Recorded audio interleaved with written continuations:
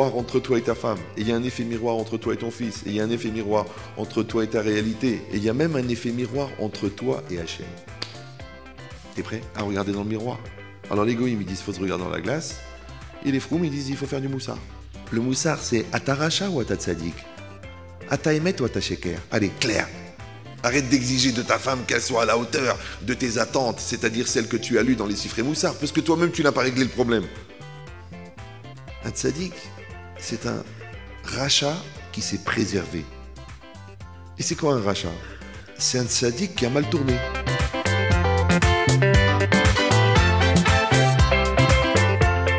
Mais toi, comme tu rentres du travail, tu rentres du kollel, et que tu veux trouver une femme impeccable, en tailleur, maquillée, qui t'attend avec un plat chaud, prêt, une salade coupée avec les petits oignons, le truc, là, et que tu trouves une femme jetée comme ça sur un canapé à moitié, halala, on dirait, enceinte de 9 mois, on dirait une baleine échouée, comme ça. Là, tu dis, aide-moi, tu dis, je suis pas Greenpeace, moi, qu'est-ce que tu veux que je te fasse? Donc tu rentres à la maison, le choc, tac, parce que tu attends beaucoup et tu trouves autre chose. Comme le beau-père, il t'avait dit 200 000, et toi, tu croyais des euros, et c'était des shekels.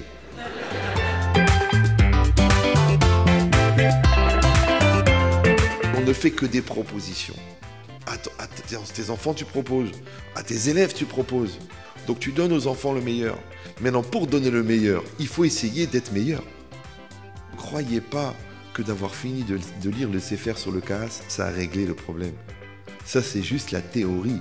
Après, il faut travailler jour après jour. Et c'est dur, et ça fait mal au ventre. Tu apprends à te connaître, tu dois savoir, ça c'est toi, ça c'est pas toi, ça c'est plus fort que toi. Ça c'est ce que tu voulais, ça c'est ce que tu pensais, ça c'est ce que tu croyais, ça c'est de l'orgueil, ça c'est de la bêtise, ça c'est de l'entêtement, tu dois le savoir.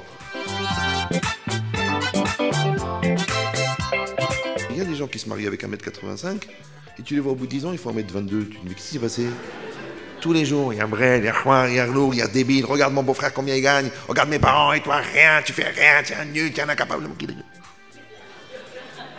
Mais comment il a réussi? Il a réussi ici. Les gens qui sont tellement occupés à dire merci, ils n'ont pas le temps de faire des reproches. Quand tu veux te mettre en colère, et tu ne te mets pas en colère, c'est une remise en cause. Quand tu es sûr que tu as raison, mais au fond tu sais que tu as tort, tu te remets en cause. Donc en vérité, toute notre vie, on fait de la remise en cause, de rester tout le temps en mouvement. C'est pour ça que les tzadikim y courent et que les réchaïm ne sont pas pressés. Il y a des méthodes, il y a des outils, il y a des sfarim, et surtout, il y a du travail.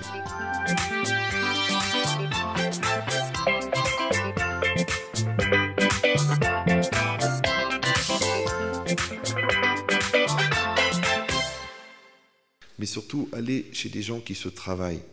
Si c'est des gens qui enseignent mais qui ne se travaillent pas, sautez par la fenêtre. Le sujet sur lequel on va parler, si vous l'avez entendu un petit peu, le sujet de la construction, qu'en vérité, Akadosh Baruch Hu, il a demandé, durant ces plusieurs parachiotes, de construire le Mishkan, et que quand c'est marqué là-bas, depuis la parachat Trouma Veikrouli Teruma, ils prendront pour moi une Teruma, Mikol Ish Asheri Devenu, Libo de tout homme qui donnera de bon cœur. Et on parle de quoi là-bas? Toutes ces parachiotes avec les Mishkan et avec les Kelim, en vérité c'est quoi? C'est de construire un endroit pour Akadosh Baruch Hu. Et cette notion-là, un endroit pour Akadosh Baruch Hu, qui est quelque chose qui est pas très concret, parce que de toute façon Hachem il est partout. Donc est-ce qu'on a besoin de lui construire un endroit spécifique pour ça? Est-ce qu'Hachem il est moins en dehors du Beth Midrash, c'est moins en dehors de la synagogue? Alors en vérité l'idée, c'est pas de construire un endroit pour lui, c'est de construire un makom de Siyata Dishmaya. Ça veut dire que tout ce qu'on fait dans la vie, au fond, qu'est-ce qu'on fait? On croit, on fait à manger, on fait des enfants, on gagne de l'argent, on perd de l'argent, on fait des bar mitzvot, des mariages. En vérité, qu'est-ce qu'on crée? On crée un makom de Siyata Dishmaya. C'est-à-dire que quand on se marie, par exemple, il y a des conditions à remplir. Maintenant, ce mariage-là, pourquoi? Pour pouvoir accueillir la Shekhinah. On fait des enfants, c'est quoi? C'est de créer un endroit qui s'appelle l'esprit de l'enfant, qui s'appelle la volonté de l'enfant, un Keli de Siyata Dishmaya. On fait un Shidour. Plusieurs fois, j'ai eu l'occasion d'accompagner des gens dans les Shidorim. Et toujours, je leur dis, ne croyez pas que maintenant tu es en train de sélectionner, en train de réfléchir, celle-là, elle est bien, celle-là, elle n'est pas bien, celle-là, elle est trop grande, celle-là, elle est trop sfaradi, celle-là, elle est trop ashkenazi. En vérité, qu'est-ce que tu dois faire? Tu dois créer un Keli de Siyata Dishmaya, c'est-à-dire un Bet Kiboul dans lequel Hachem, il peut t'aider. Parce que si quelqu'un il va faire des statistiques, il y a tellement de femmes, il y a tellement de jeunes filles, il y a tellement de séminaires, il y a tellement d'écoles, il y a tellement de familles. Il y a des familles très bien avec des enfants cinglés, d'accord? Il y a des familles cinglées avec des enfants très bien. Comment tu vas savoir? Les renseignements, Michelal, moi j'ai fait déjà l'expérience avec une fille, on a payé très cher, d'accord? Ça nous a pris la capara et maintenant elle est remariée, au Hachem. Mais ça veut dire que c'est très très difficile. Alors, qu'est-ce qu'on fait en vérité? Qu'est-ce qu'on fait? On essaye de créer un bet kiboul de Siyata Dishmaya. Même mes enfants, je leur dis comme ça, tu vas faire un shidour. Je crois pas, tu es malin, tu es intelligent, tu vas la sonder, tu vas la scanner, tu vas la truquer, tu vas la khbébé, tu vas rien du tout. Ouais, tu vas aller, tu vas faire ishtadlou, tu vas parler, tu vas t'investir, tu vas être gentil, tu vas essayer d'être naturel. Et peut-être, il va y avoir une Siyata Dishmaya, peut-être. Et bien dans tout, c'est pareil. C'est-à-dire qu'en vérité, tout ce qu'on fait, même tu ouvres un magasin, ouais, toi tu vas être honnête, tu vas faire vendre cachère, tu vas faire sérieux, tu vas t'investir pour le client. En vérité, tu crées un bet kiboul de Siyata Dishmaya. C'est-à-dire, est-ce qu'Hachem va s'associer à cet événement qui s'appelle le magasin pour venir? C'est pareil. Maintenant, toi, tu prends ta Gemara, tu te casses la tête, tu fais bien le Mahalar, tu fais bien la Gemara, tu fais bien Rachid, tu fais bien Tosfot. Après, tu essaies de faire tous les Maharsha. Après, tu commences à faire le Rajba. Après, tu prends le Ramban. Après, tu prends le Raphaïm. Et tu espères que tu vas comprendre la Sugia. En vérité, qu'est-ce que tu fais? Tu crées un tsinor de Shefa qui s'appelle la Havana. Et Hachem, il va t'envoyer une lumière. Et cette lumière, ça s'appelle la Sugia. C'est pour ça qu'on dit que Talmud Torah, c'est Ke'en Olam Haba. C'est quoi? En vérité, c'est cette lumière. Seulement que dans la Sugia, elle dure 1 seconde. En 1 seconde, tu as tout compris. Oh, ça y est, j'ai compris. La stira du Rajba, c'est pas une stira. En vérité, la couchette, grâce à ça, j'ai compris ça. Et bien, cette lumière-là qui dure 1 seconde, Olam Haba, elle dure l'éternité. C'est ça Talmud Torah, Me'en Olam Haba. Oui. Dans celui qui se tame, il tourne les pages, parce qu'il a les yeux qui se réchauffent et il veut les aérer pour être Mekayem le Pasuk, Va'er Enenu Betoratecha. Bon, alors, c'est dommage. C'est dommage. Il est là parce qu'il est payé, il est là parce que. Là, il y avait une réunion comme ça de Mezakeh Arabim. C'est un mot difficile à prononcer. Ils étaient tous là, des Mekarvim, ils appellent les Mekarvim. Alors je lui dis, mais vous savez pourquoi vous êtes là?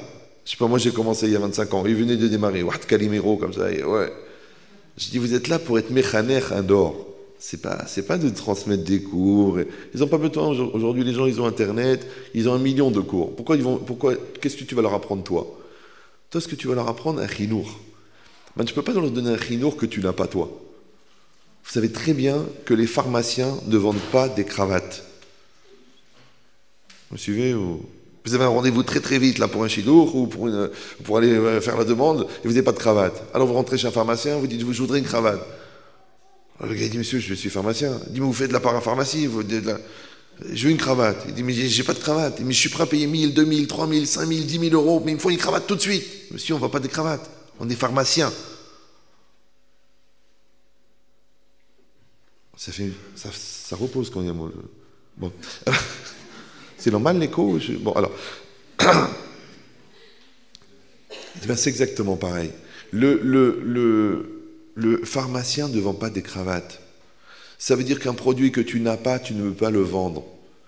Donc ne t'étonne pas que les enfants n'ont pas les midotes que tu exiges d'eux, puisque le pharmacien ne peut pas les vendre, puisqu'il ne les a pas en stock. Arrête d'exiger de ta femme qu'elle soit à la hauteur de tes attentes, c'est-à-dire celles que tu as lues dans les Sifrei Moussar, parce que toi-même, tu n'as pas réglé le problème. Tu dis, mais c'est Rachoum, c'est Katouv, alors on ne peut pas avoir d'ambition. Je dis, mais l'ambition, c'est quoi l'ambition? L'ambition, c'est de devenir, c'est pas de transformer. Sinon, tu es un pharmacien qui vend des cravates. Et les pharmaciens n'ont pas de cravates. Une fois, un rave, un concurrent, il m'a dit, rien, je comprends pas. Bon, lui, il est un peu plus philosophe que moi. Moi, j'essaie un petit peu de me soigner, mais lui, il est beaucoup plus philosophe.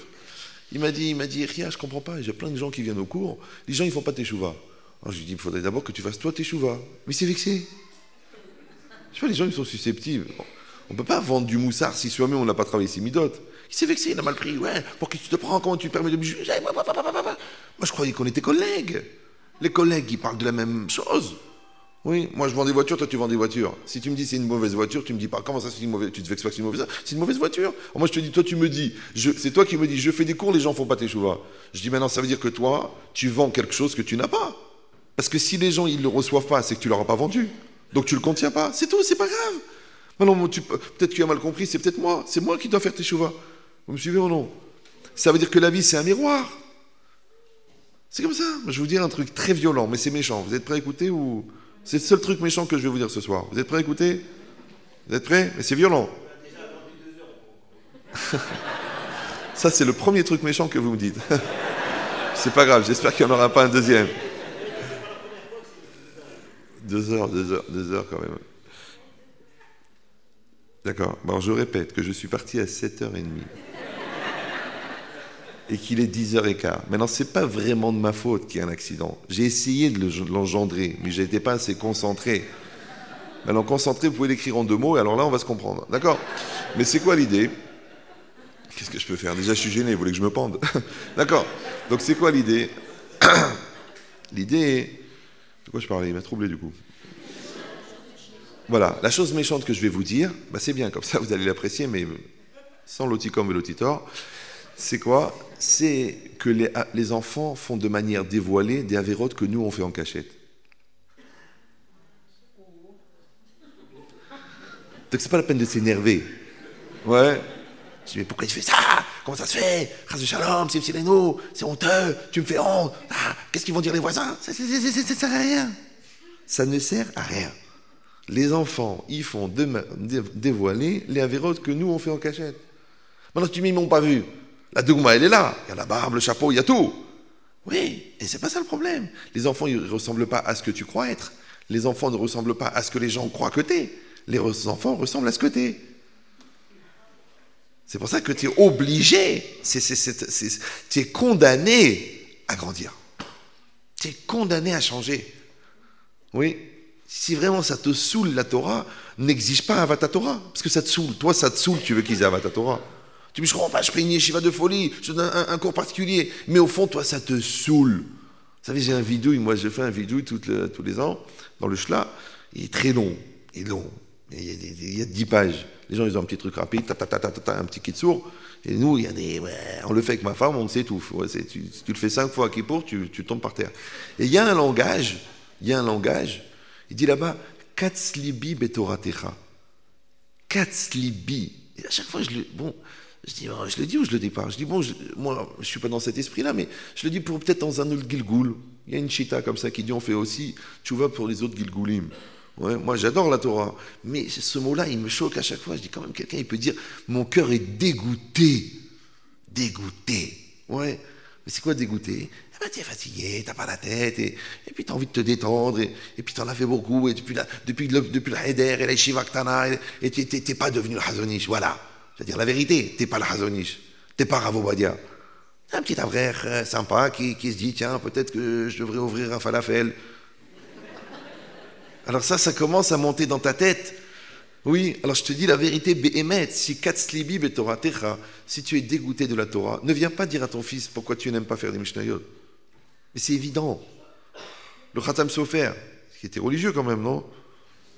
Il a dit, si quelqu'un n'a pas Ahavat Torah, il ne faut pas qu'il enseigne à ses enfants, qu'il paye quelqu'un qui a Ahavat Torah. Prends quelqu'un qui est moins Chacham, mais qui a une vraie Ahavat Torah. Comme ça, un excité, comme ça, waouh! Il kiffe le passo, il shah Gemara, paye-le. C'est mieux. Parce que si toi, tu as les nerfs et tu as le stress, et tu lui dis, mais je comprends pas, tout ce que je paye, je comprends rien, mais répète, c'est quoi le chat? Lui, il voit ça, il dit, bon, non, moi, je suis pas mort hier. Ouais, d'accord. C'est difficile. J'exagère, bien sûr. Ouais. Ben, c'est exactement pareil. Maintenant, ça, c'est pour la Ahavat Torah. Et c'est aussi pareil pour le Kaas. Pourquoi les gens nerveux, ils ne comprennent pas pourquoi les gens calmes ne sont pas nerveux? Il y a des gens comme ça. Mais ça t'énerve pas. Moi, ça m'énerve. Ça t'énerve pas. Oui. Pourquoi les gens, ils n'arrivent pas à comprendre les autres? Tu sais pourquoi? Parce qu'ils disent, mais moi, à sa place, j'aurais fait dire enfin. Oui, il dit, il va chez moi, imaginez, d'accord? Vous trouvez normal que ma femme, elle est comme ça et comme ça et comme ça? Imagine, c'est la vôtre. D'abord, tu dis Chazvé Shalom, d'accord? Bon, c'était un cas grave. bien qu'assez développé. Mais j'ai dit, écoute, il me dit, moi, je comprends pas ma femme parce que moi, à sa place, j'aurais pas fait comme ça. Je dis, mais tu contredis, parce que tu dis, je comprends pas ma femme, et après tu dis, moi, à sa place. Donc c'est elle ou c'est toi que tu comprends pas? Ah, vous allez me dire, bon, c'est pareil, toi et ta femme, parce que Ishtok est gouffo. Ishtok est gouffo, c'est toi tu manges, elle grossit. D'accord?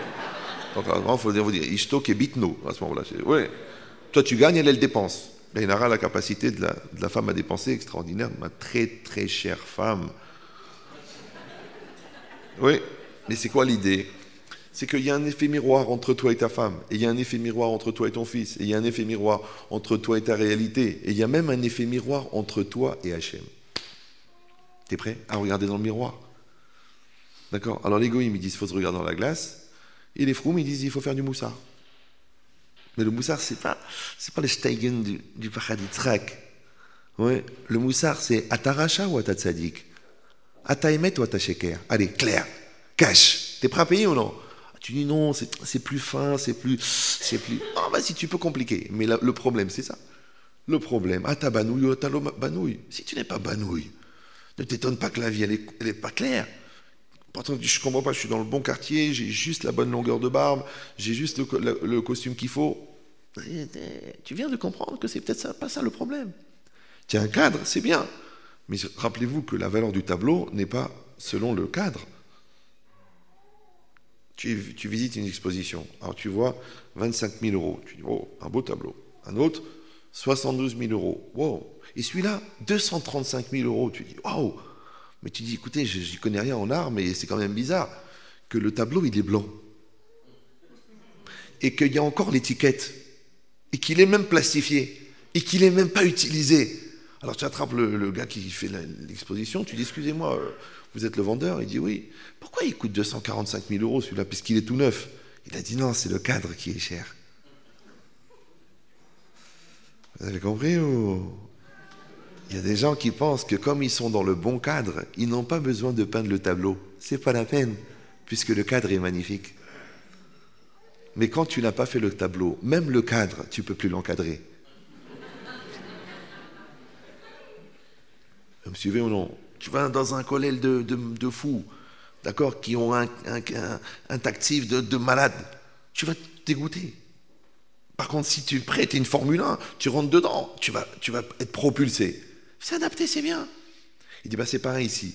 Le cadre, c'est très très important. Oui, c'est normal, ça protège, ça élève, ça grandit, c'est une motivation, c'est une itlaavout, c'est normal.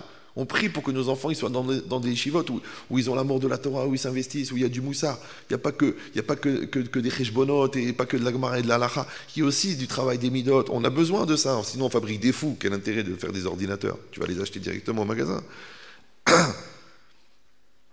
Et quand c'est comme ça, tu vois que l'enfant il est bien. Oui, moi je leur parle toutes les semaines. Moi mes enfants ils sont ici, moi je suis là-bas. Ouais. Quand je parle, d'abord il y a un très très grand Yetzera quand on appelle de loin, de ne pas faire de reproches. Parce qu'il va te dire, je ne me suis pas levé 2 fois cette semaine, le matin, et toi tu as envie de le fracasser. Mais tu ne peux pas faire ça, parce qu'il a 4000 km. Même s'il est à 1 heure d'ici. Hein. Ouais. Il faut que tu dis bravo, kol hakavod, fais des efforts, je suis fier de toi, tu étudies la Torah, Baruch Hashem, tu fais partie des 6% des juifs qui étudient. Il faut être ma'ale auto, parce que c'est très très très dur. Il y a la rue, il y a la tentation, il y a les bêtises, il y a les téléphones, il y a les brouilles, il y a les films, il y a les tralouettes, il y a les Français. C'est dur, ouais. Donc,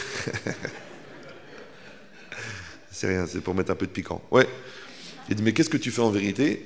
Tu lui donnes le kohar pour qu'il puisse se développer dans le cadre. Mais c'est lui qui va faire son tableau dans le cadre. Vous me suivez ou non? Mais c'est pas le cadre qui donne la valeur du tableau. C'est comme les gens qui se marient. Ils trouvent le bon chidour, le bon yichous, le bon endroit, le bon appartement, les beaux-parents ont tout payé, ils ont les meubles Ikea, ils sont bien. Voilà. Tu dis, mais à part ça, il faut faire le binyan abayit. Non. J'ai eu un shalom bayit, là, un bayit vegan. J'ai failli m'évanouir. J'ai pas dit que c'est une généralité, hein. Mais le gars, il a fait 2 fois le chasse. Et Béhémet, il connaît. Je commence une phrase, il la termine. Mais des midotes pourris. Je me suis dit, mais pourquoi ils l'ont pas mis au musée de la pourriture, celui-là? Mais menteur, tricheur, embrouilleur, tralouédeur, névrosé, coléreux, radin, un top modèle de l'erreur. Il était pratiquement, parfaitement faux. Tellement j'étais choqué, je lui dis, j'écoute. Parce qu'il y avait sa femme qui m'appelait Rav Chetri, le Shalom Bayit, ils m'ont saoulé. Je dis, mais j'ai pas le temps, je peux pas m'occuper, 4000 km, c'est trop dur. Déjà à Paris, j'ai du mal. Je vous en prie, me rappelez les cousins, les beaux-frères, les khnada, toute la famille m'a. Je dis, bon, c'est un cas. Ouais. Bon, j'ai pris le téléphone, j'ai parlé. Après, je suis venu, j'étais là, Beis Damnou, je les ai rencontrés. Et je commence à parler avec le gars, et bien, mais tu connais, ta. Mais à un moment, je lui dis, excuse-moi, tu ne t'énerves pas. Je vais donner un cours à écouter sur le shaker, tu vas l'écouter. Il me dira, je fais le balai de chouva, moi, il t'arrive, moi. Je dis, écoute-le quand même. Tu sais, j'ai soigné des psychiatres, je peux te soigner aussi. Ouais. Le gars, il l'a écouté, il me téléphone en pleurs. Il me dit, Rabbi, Anilo Shakran, Ani Shaker, Ani Ba'atzmi Shaker. C'est ça. Il m'a dit, je suis complètement décollé de la réalité, je n'assume pas, je la fais souffrir, je lui existe des choses que c'est à moi de les faire, je la tue, je l'étouffe, je la pourris, mais je suis foutu, je dois mourir. Je dis, peut-être c'est déjà fait. On a gagné une étape déjà. Parce que Rechaim, Behayem, Nikraim, Metim, parce que les gens de l'Oraleno, Simsileno, mais c'est une réalité. Et ben, elle a fait une vraie teshuva. Je dis, maintenant j'ai un problème. C'est que sa femme, elle dit quoi? C'est ça mon mari? Aïe. C'est Wimbledon, la balle est passée de l'autre côté maintenant. Elle dit, est-ce que je suis obligé de rester avec un menteur, un tricheur, un voleur? Je dis, mais c'est vous qui m'avez téléphoné pour faire le Shalom Bayit. Et je l'avais prévenu, je dis, attention, vous savez, quand on ouvre la poubelle, on ne sait pas quelle odeur il va sortir. Il y en a qui prennent des poubelles hermétiques, tu dis, bon, avec incinérateur intégré, comme ça, tout disparaît à l'intérieur. Mais là, ce n'est pas le cas. Là, le moussard, tu ouvres la poubelle, tu mets tes mains dans la poubelle, tu nettoies la poubelle. T'es prêt ou t'es pas prêt? T'es prêt? Il y a des gens qui disent, non, Shalom, tout protéger, aseptiser, avec des produits, un aspirateur d'odeur. Non, c'est supportable. C'est supportable. J'ai une femme très très dure, caractérielle, hystérique, mais franchement, avec 2 exomil, je suis bien.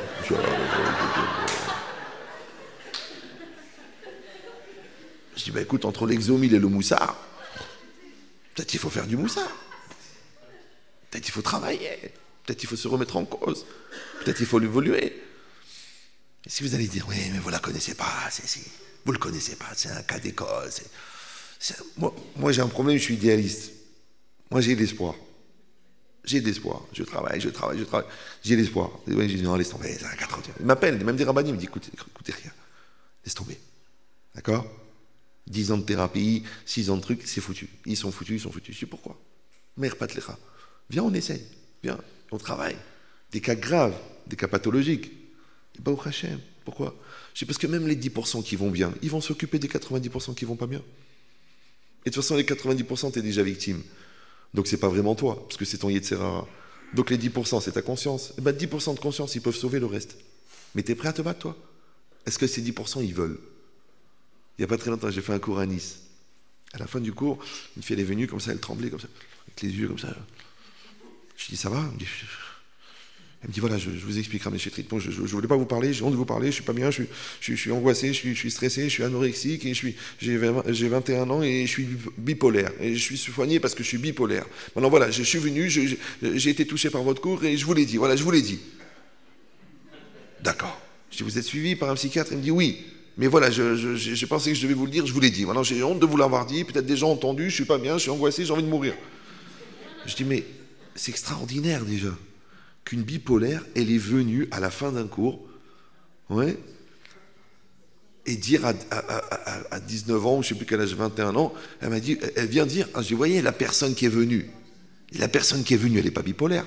Elle me dit, mais si, c'est moi. Je dis, non, celle-là, elle ne m'intéresse pas. Celle qui est venue. Vous suivez ou non? Celle qui veut s'en sortir, elle est venue. Maintenant, peut-être c'est 10%, peut-être c'est 20%, peut-être c'est 40%, mais il y a un bon côté chez vous qui veut s'en sortir. Alors venez, on travaille. Maintenant, travailler avec un bipolaire qui veut s'en sortir, avec un schizophrène, oui, ou avec un rachat, c'est la même chose, au fond. C'est quoi un rachat? Un rachat, c'est quelqu'un qui n'arrive pas à maîtriser en lui le mauvais côté. Donc c'est quoi un tzaddik? Un tzaddik, c'est un rachat qui s'est préservé. Et c'est quoi un rachat? C'est un tzaddik qui a mal tourné. Et si vous allez dire, oh, c'est un jeu de mots. Non, c'est pas un jeu de mots. Oui, parce que la Gemara dit, celui qui est plus grand que son ami, son Yetzirah, il est plus grand. Le Rambam, il dit, tu crois que les tzadikim n'ont pas de Yetzirah? Oui, quand le Baal Shem Tov, il dit, tzadik roeta tov shebo, le tzadik, il voit le bien qu'il y a dans l'homme. Pourquoi il n'y a pas du mal? Il y a du mal, mais il voit le bien. Donc il y a toujours du bien et du mal, il y a toujours. Maintenant, est-ce que ce bien et ce mal, il va être une tendance? Est-ce que ce bien et ce mal, il va être une identification? Est-ce que ce bien et ce mal, il va être c'est-à-dire un transfert? Que la personne, elle s'identifie au mal et elle pense qu'elle elle est rien? Vous savez comment ça marche à l'intérieur, dans le lève, dans le cœur de l'homme? Ce qu'ils appellent vulgairement le psychique. Oui, il y a le jeu, d'accord? Et puis il y a un Yetzera, un Yetzeratov. C'est des tendances. Maintenant, quand est-ce que ça s'appelle des tendances? Seulement quand moi j'ai construit un jeu qui est assez fort pour contrebalancer la tendance. Mais si mon jeu est très faible et que mon Yetzera est très fort, donc il n'y a pas de, c'est plus une tendance, c'est une nature. Puisque tu as fait un transfert d'identification. Vous me suivez ou non? C'est quand le mal qui est en toi, il a absorbé le Ani. Ça s'appelle animal. Non, c'est pas une blague. Ce qu'il a dit David Ameler. David Ameler, il a dit Velibi, Halal, Bekirbi. Libi, mon cœur, Halal. C'est quoi Halal? C'est pas une norme de cache-route. Non. Halal, c'est un cadavre. Maintenant, il n'a pas dit les vavi. Il a dit Libi. Libi, c'est au singulier. Ça veut dire mon cœur. Mais levavi, c'est mes cœurs. Bechol levavecha. Je ne vais pas apprendre ça à des talmidim chachamim. Donc quand il a dit Libi, ça veut dire que mon cœur, c'est-à-dire mon mauvais cœur, mon Yetzerara, halal, je l'ai tué. Maintenant le problème, c'est que Hachem, il a créé le Yetzerara pour que tu développes ton jeu, ton moi. Oui, le Rav Yerucham Halevi, il dit Kol haim ben adam boné et anuchiyut shelo. Toi, tu as cru que c'est Freud qui a dit ça? Non, c'est le Rav Yerucham Halevi. Vous connaissez Rav Yerucham? Quelqu'un de très religieux, mais pas marocain, mais il a pour les mecs nazis. D'accord, mais c'est quoi l'idée? C'est que quelqu'un, il développe un ori qui soit fort, qui soit grand, qui soit puissant. Quand il va venir le Yetzerara, parce qu'il est là, le Yetzerara, il n'est pas mort, on l'aurait lu dans les journaux, oui. Le Hanori, il va être la contrebalance. Mais si quelqu'un n'a pas développé son jeu, si quelqu'un n'a pas un lève qui est construit, si quelqu'un n'a pas un lève qui est nachon, si quelqu'un à l'intérieur il n'est pas banouille, si quelqu'un ne gère pas ses émotions, si quelqu'un ne gère pas ses peurs, si quelqu'un il vit dans le regard de l'autre, si quelqu'un il est toujours en train d'essayer de mendier quelques compliments et d'éviter quelques reproches, donc il est dans le pahad existentiel, alors évidemment il n'est pas là. Et comme il n'est pas là, il y a un espace. Et dans cet espace, il vient la proposition alléchante du Yetzirah de prendre la place. C'est ça ce qu'il propose le Yetzirah. Le Yetzirah, il dit, je vais exister à ta place. Je vais être à ta place. Ne te casse pas la tête. Toi, suis-moi, tu me suis dans la colère, je vais être à ta place. Tu me suis dans le shaker, mais si je me fais attraper, c'est pas grave, je vais te donner un autre shaker pour remplacer. Et en plus, que le cerveau, il se met au service de la tendance. Je ne sais pas si vous me suivez. C'est que quand tu fais une bêtise, si le jeu est fort, ton cerveau va te dire « Attends, c'est pas bien de faire ça ». Mais si ton jeu n'est pas fort, le Yetzirah, il va utiliser le cerveau, il va intellectualiser la Avera. Il va argumenter dans le sens du négatif. Vous me suivez ou non? Comme tu rentres à la maison, ta femme, elle fait la tête. Donc tu as une chance sur deux. Ou elle fait la tête, ou elle est fatiguée. Ça peut arriver des fois. Tu lui as fait 14 enfants, c'est un peu normal, d'accord? Mais toi, comme tu rentres du travail, tu rentres du collège, et que tu veux trouver une femme impeccable, en tailleur, maquillée, qui t'attend avec un plat chaud, prêt, une salade coupée avec les petits oignons, le truc, là, et que tu trouves une femme jetée comme ça sur un canapé à moitié, on dirait, enceinte de 9 mois, on dirait une baleine échouée, comme ça. Là, tu dis, aide-moi, tu dis, je suis pas Greenpeace, moi, qu'est-ce que tu veux que je te fasse?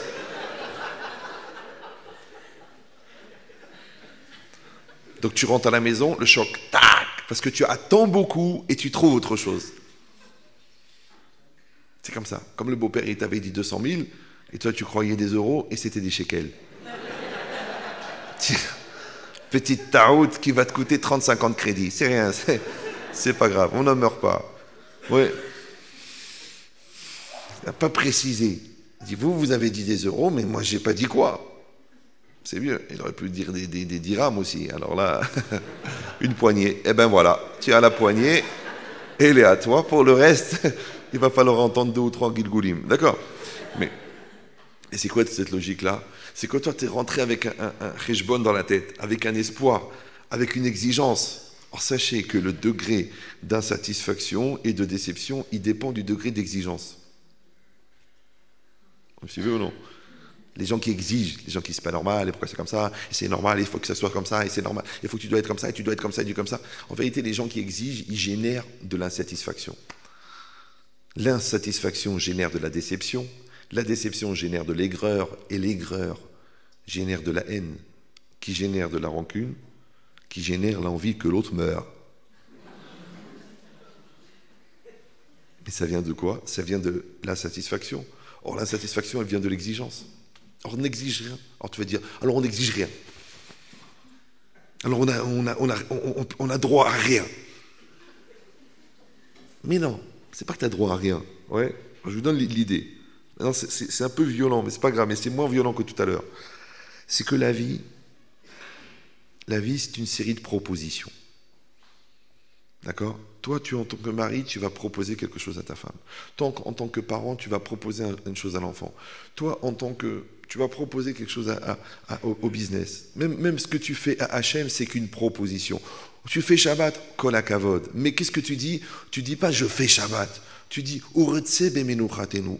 Voilà, urtse bemenuchatenu. Voilà, moi j'ai fait le Shabbat, j'ai fait les repas, j'ai fait le kidou, j'ai pas été mechal el Shabbat. Et tout ça, je te demande de l'agréer. Alors que je pourrais dire au bon Dieu, écoute, j'ai fait Shabbat, t'as compris? Donc, tu me comptes 6762 mitzvot, c'est comme ça. Là, j'ai fait le DAF, 613 mitzvot par mot, ça compte tant. Mon Dieu, attends, ça c'est ce que tu proposes. Et moi, je dispose. Maintenant, c'est une discipline de la vie, c'est difficile et ça demande un grand travail. Moi, ça m'a pris une vingtaine d'années, mais moi, je suis un peu lent. Mais vous qui êtes des khfif, ça va être bliné d'air. D'accord? Donc ça veut dire quoi? Ça veut dire qu'il faut se mettre dans la tête, c'est pas pour moi, donc il faut se mettre dans la tête qu'on ne fait que des propositions. D'accord?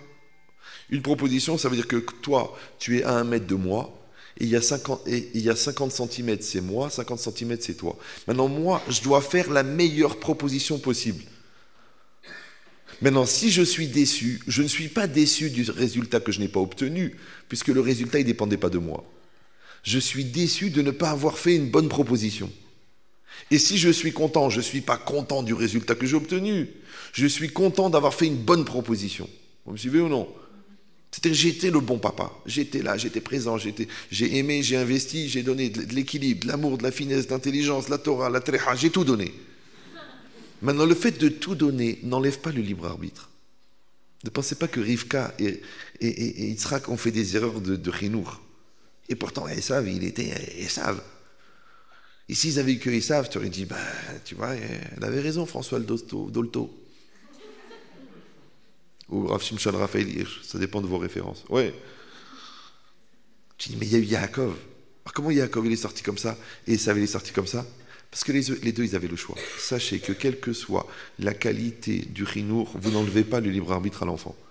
Et si vraiment il veut faire des avérotes, si vraiment il veut, tu peux le calquer, le bloquer, le menotter, l'entourer, le suivre, le scanner, le géolocaliser.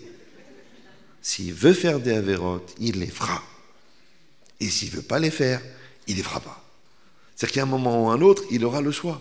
Et bien ça s'appelle que tu as fait une proposition. Maintenant, il faut se formater la tête à penser qu'on ne fait que des propositions. Combien de fois, des femmes, mais je ne comprends pas, j'ai tout fait, j'ai tout donné, j'ai trahi la douceur, la gentillesse, l'amour, la finesse, tout. Il est parti. Alors, quelle est mon erreur? Dites-moi quelle est mon erreur, je suis prêt à la réparer. Je dis, mais il n'y a pas d'erreur, madame. Mais même dans le Paris-Dakar, le copilote, il peut descendre. Tu dis, mais on n'est pas arrivé en Dakar. On n'est pas arrivé à Dakar et il descend. Vous me suivez? C'est-à-dire que toi, tu seras puni et tu seras récompensé, tu seras jugé et tu seras jaugé sur la qualité de ta proposition. Ce qu'on appelle Ishtadlut. Toi, tu as fait ce que tu avais à faire. Ah, maintenant, l'autre, il n'est pas là pour accueillir les kochot. L'autre, il n'est pas là pour accueillir l'amour. L'autre, il n'est pas là pour accueillir le respect. L'autre, il est dans les nerfs, il est dans le stress, il est dans la névrose, il est dans la peur, il est dans la gava, il est dans l'obstination, dans l'entêtement. Qu'est-ce que tu veux faire? Vous me suivez ou... Une fois, une mora, elle est venue, elle m'a dit, Rabbi Chetri, je pleure, j'en suis malade, il faut voir ce que je donne comme kohot aux enfants, ils n'évoluent pas. Je dis, parce que vous avez fait une erreur. Vous avez élargi le champ de votre efficacité, c'est-à-dire le champ d'application de votre efficacité, jusqu'à l'élève. Mais ce n'est pas jusque là-bas. Vous suivez ou non? Parce que sinon, c'est de la manipulation. Pourquoi le bon Dieu lui a donné un cerveau à l'autre et un libre arbitre? Ça sert à rien, parce que c'est toi qui le manipules. Tu as les manettes, fais tac, tac, à droite, à gauche, à droite, à gauche, à droite, et lui. Non, toi, tu donnes la proposition. Tu prépares bien le shiur, tu fais Messirut Nefesh, tu donnes le shiur, tu aimes les enfants, tu aimes les élèves, tu donnes à 100%, tu as une bonne ambiance dans le cours, tu as préparé 52 questions, c'est une ambiance de fou, et tu as donné des cadeaux, et l'autre, il ne veut pas y suivre, il ne veut pas suivre, il ne veut pas, il dort. Et tu t'énerves, tu dis, qu'est-ce que j'ai fait? Pourquoi? Qu'est-ce que je peux améliorer? Tu vas avoir des méchanrim, tu vas avoir des spécialistes, tu vas avoir... Ton cours, il est super, mais il ne veut pas. Donc pourquoi tu es déçu? Parce que tu croyais que le champ d'application de ton efficacité allait au-delà de l'Aïchtadlout. Mais c'est une erreur. Tu ne peux pas faire plus que l'Aïchtadlout. Ça s'appelle une proposition. Vous me suivez ou non? Donc toi, tu proposes. Alors, à ton mari, tu proposes. À ton conjoint, tu proposes. À tes enfants, tu proposes. À tes élèves, tu proposes. Même à Hachem. Ça va? Mais je sais que c'est difficile, parce que là, intellectuellement, ça s'entend. Vous dites, bon, j'ai compris, donc moi je croyais qu'il fallait tout faire. En fin de compte, il faut faire qu'une proposition. Non, non, non, c'est compliqué. Parce qu'il faut formater le cerveau. Oui. Et ça enlève l'exigence. Et ça enlève la déception. Encore une fois, si tu dois être déçu, c'est de toi, mais pas de l'autre. Parce que si tu es déçu de l'autre, ça veut dire que toi, tu croyais que l'autre, tu le manipules parce que tu as fait ce qu'il fallait. Et c'est une erreur. Moi, par exemple, je donne cours depuis 25 ans. Ouais. Maintenant, j'ai des milliers de Baalei Tshuva. Mais Béhémet, j'ai pas une idée dans ma tête que j'ai fait un Baal Tshuva. Les gens ils me disent, vous êtes mon Rav, j'ai tout appris avec vous. Rav Ben Chetrin, j'ai fait 15 ans de kollel après un cours, je suis devenu Dayan. Et moi, Béhémet, je pense pas que c'est moi. Moi, j'ai fait une proposition, j'ai donné une Torah profonde, une Torah sympathique, une Torah rigolote, une Torah qui réfléchit, une Torah qui remet en cause, une Torah qui fait bouger. Moi, c'est cette Torah-là. Maintenant, la même Torah, elle a fait un Rosh Kollel, et la même, elle a fait un gars qui continue à venir pour se marrer. Il dit, il est marrant quand même, hein. Il est vraiment marrant. Hein. Franchement, pourquoi payer Gad Elmaleh alors que tu as Ben Chetrin gratuit? Ouais. Et c'est vrai. Les gens, ils me disent, écoutez, vous êtes marrant. Il y en a même qui me le reprochent. Ils me disent, écoutez, c'est pas la Tzurat Torah, c'est pas comme ça qu'on transmet la Torah. Ok. Mais j'ai des rochers kolélim. Des choreux de chez choreux, que moi je suis un goy à côté d'eux. Ouais, et qui écrivent les cours, qui prennent des notes, qui apprennent et qui me disent, mais rien, mais tu m'as ouvert les yeux. Alors que le gars, il connaît tout le Shout Arashba par cœur. Il m'a dit, tu m'as ouvert les yeux. Et j'en ai pas un, j'en ai des dizaines. Alors comment ça se fait que le cheux du cheux, il trouve ça normal, et que l'autre qui a fait tchouva il y a 2 jours, il trouve que c'est pas Tzurat Torah? La femme de Rav Posen de Bnei Brak. Vous connaissez Rav Posen de Bnei Brak? Comme un peu religieux, non? Le père, pas le fils, le père. Déjà, le fils, il est religieux, le père, il est encore plus religieux. Sa femme, elle est vieille, elle a 70 ans, elle écoute les cours. Et comment elle écoute les cours? Elle dit, mais ma sœur, elle la voit, elle dit, vous écoutez? Elle me dit, les cours de votre frère, extraordinaire. Je ne sais pas si elle dit, je m'éclate, parce que je ne sais pas si ça rentre dans son cadre, au niveau espace, bon. Mais, alors elle dit, mais vous n'êtes pas choqué par les blagues? Elle dit, mais on sait très bien à qui ça s'adresse, mais... La mise à niveau, c'est-à-dire le niveau de proximité qu'il donne avec des grands yesodot, c'est incroyable. Et c'est pas pour la Gahava. Vous savez, ma plus grande fierté, c'est un jour quand on m'a dit que Rav Samuel écoutait mes cours. Et Rav Samuel, je peux vous dire qu'au niveau moussard, c'est pas une barre de fer, c'est du tungstène. J'étais choqué. Sa femme, elle a dit, vous savez, votre mari... Elle a dit à ma sœur, c'est la première fois en 30 ans que mon mari me répète une sikha de quelqu'un. Et moi, c'est une fierté pour moi. Pas pour la gava de dire, waouh. Non, c'est pour dire que tu ne travailles pas pour rien, finalement. Parce que c'est vrai, qu'est-ce que j'aurais été faire au la Mamba des clowns? Je ne sais même pas s'il existe. D'accord? Ben, l'idée, c'est ça, de dire qu'on essaie de donner une Torah intelligente. Et il y a, Baruch Hashem, des fruits incroyables. Mais il y a aussi des gens qui ne bougent pas. Des gens qui continuent à venir se marrer, des gens qui viennent parce que le cours est mixte, il y en a qui viennent parce qu'il fait froid, il y en a qui... Il y a plein de raisons de venir. Mais c'est le même chiour. Avec le même chiour, ça provoque ça chez quelqu'un, et chez l'autre, ça provoque rien. D'accord? Alors tu vas être déçu. Quand j'ai commencé il y a 25 ans, j'ai fait cours comme ça, j'étais mitlaev, j'étais ma neshama. Chaque cours, je croyais que j'allais mourir à la fin, tellement je mettais des cochotes. Et c'est vrai, j'avais mal dans les os. J'étais voir un spécialiste, il m'a dit, écoute, c'est parce que tu mets trop de cochotes, il faut te calmer. Oh, oh. Je dis, mais le gars, peut-être il reviendra jamais. Alors en 2 heures, je lui ai fait 28 heures de séminaire et 7 ans d'yeshiva. C'est vrai qu'ils étaient choqués, d'ailleurs. À l'époque, ils devenaient tous Kollelman. Ouais. Et un jour, il y a un petit groupe de jeunes, il me dit, Rav, on vous raccompagne chez vous, dans les territoires, à Épinay. Je dis, oui. C'est juste en bordure de Gaza, Saint-Denis. C'est pas... Et je les entends parler dans la voiture. Donc je lui dis, ça faisait 2-3 ans que je donnais cours, et j'étais comme ça. Et puis il commence à parler, il dit, bon, alors on se voit samedi soir. Maintenant on était mardi soir. Il était minuit, on rentrait du cours, moi j'étais épuisé. Et il dit, bon, on rentre samedi soir, on se voit, on va en boîte, on va où, on va là-bas, on va là-bas. Et moi, ça m'a mis une rema, une agmat nefesh, je suis rentré chez moi. Ma femme me dit, qu'est-ce que t'as? Elle me dit, chérie, je donne des cours, les mecs ils vont en boîte. J'étais tellement angoissé, j'ai appelé un copain à moi à 1h du matin. Il m'a dit, mais qu'est-ce que tu crois? Mais qu'est-ce que tu crois, toi? T'es Mashiach. Tu fais cours, tac, le mec il bouge. Ça prend du temps. Et en plus, il y a du tri. C'est comme le chercheur d'or. Vous savez, l'eau, elle coule, et lui, il trie. Il y a des cailloux, il y a des petits pieds, et puis il y a des poussières d'or, il y a des pépites, et il y a des grosses pépites. Tu dis, oh, j'ai la chance de trouver une pépite. Maintenant, il me demande d'écrire des ascamotes sur les livres qu'ils ont écrits. Les élèves, je ne sais pas si vous me suivez. C'est-à-dire qu'ils écrivent plus de livres que moi. Ça fait bizarre. Ouais. Bon, Hachem, c'est bien. Le gars, il venait en jean déchiré, sans kippa. Maintenant, il est 15 ans après, 20 ans après, il écrit des sfarim. Mais c'est quoi l'idée? C'est de dire qu'un jour, il y a quelqu'un qui a cru que c'était possible. Et il y en a un autre qui a dit, mais est-ce que c'est possible que Sarcelles, il va produire des Dayanim? Est-ce que c'est possible que de Créteil, le gars, il va devenir truc? Est-ce que c'est possible que de Montpellier, il va venir Wahd le Gaon? Eh ben oui, ça existe.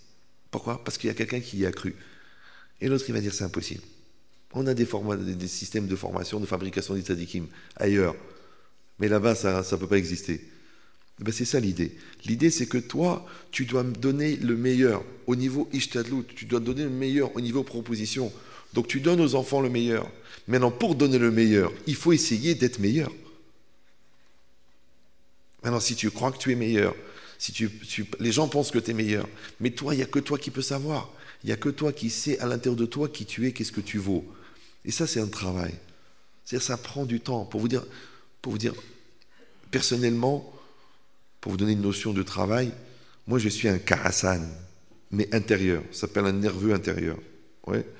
Et j'ai travaillé 10 ans sur le KAS. C'est énorme, 10 ans, puisqu'en 14 secondes, je peux préparer une conférence. Vous la voyez ma feuille là ou non? Vous la voyez? Oui, non? Vous la voyez pas? Oui, il n'y en a pas. D'accord, j'ai juste le disque dur. Et j'ai un titre, construction. Il m'a dit construction. Après maintenant, Couloir de Mazalo, si ça sort bien, c'est bien pour vous. Si ça sort mal, tant pis pour moi. Ouais. Eh bien, quelqu'un qui peut improviser en 17 secondes une conférence, il met 10 ans pour travailler une mida. C'est long. Parce que surtout le cas, c'est mida kolelet. Ça compte dedans. Ça compte la gahava. Ça inclut la gahava. Ça inclut la peur. Ça inclut l'obstination. Ça inclut le manque de respect de l'autre, le manque de l'ékafsrout, il y a beaucoup de mauvaises midotes à l'intérieur de la gave, à l'intérieur du kaas. Le contraire, il y a beaucoup de bonnes midotes, ouais, dans la savlanout. Il y a la hanava, il y a la proximité, il y a l'amour de l'autre, il y a le respect de l'autre, il y a le lekafsrout, il y a beaucoup de bonnes midotes dans la savlanout. Donc maintenant, quand je vous dis ça, c'est pas pour vous raconter ma vie, c'est pour vous dire que ne croyez pas que d'avoir fini de lire le Sefer sur le kaas, ça a réglé le problème. Ça, c'est juste la théorie. Après, il faut travailler jour après jour.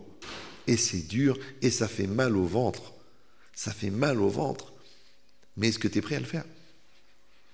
Maintenant, la seule satisfaction que tu as, c'est que tu vois les résultats. Tu dis, bon, je ne me mets pas en colère pour ça, je ne me mets pas en colère pour ça. J'ai du recul avec les enfants, je ne réagis pas au quart de tour, je ne juge pas du mauvais côté. Tu vois que le travail, il a été fait. Mais sachez que c'est un travail. Celui qui croit que Avodat Amidot, c'est d'apprendre le Sefer, c'est rien. C'est rien, c'est facile. Combien de fois des gens ils m'ont dit, mais rien, mais je comprends pas. J'écoute le cours, je sais pas moi, sur le respect de l'autre, et je prends tous les sfarim que tu amènes, je comprends pas de la même manière.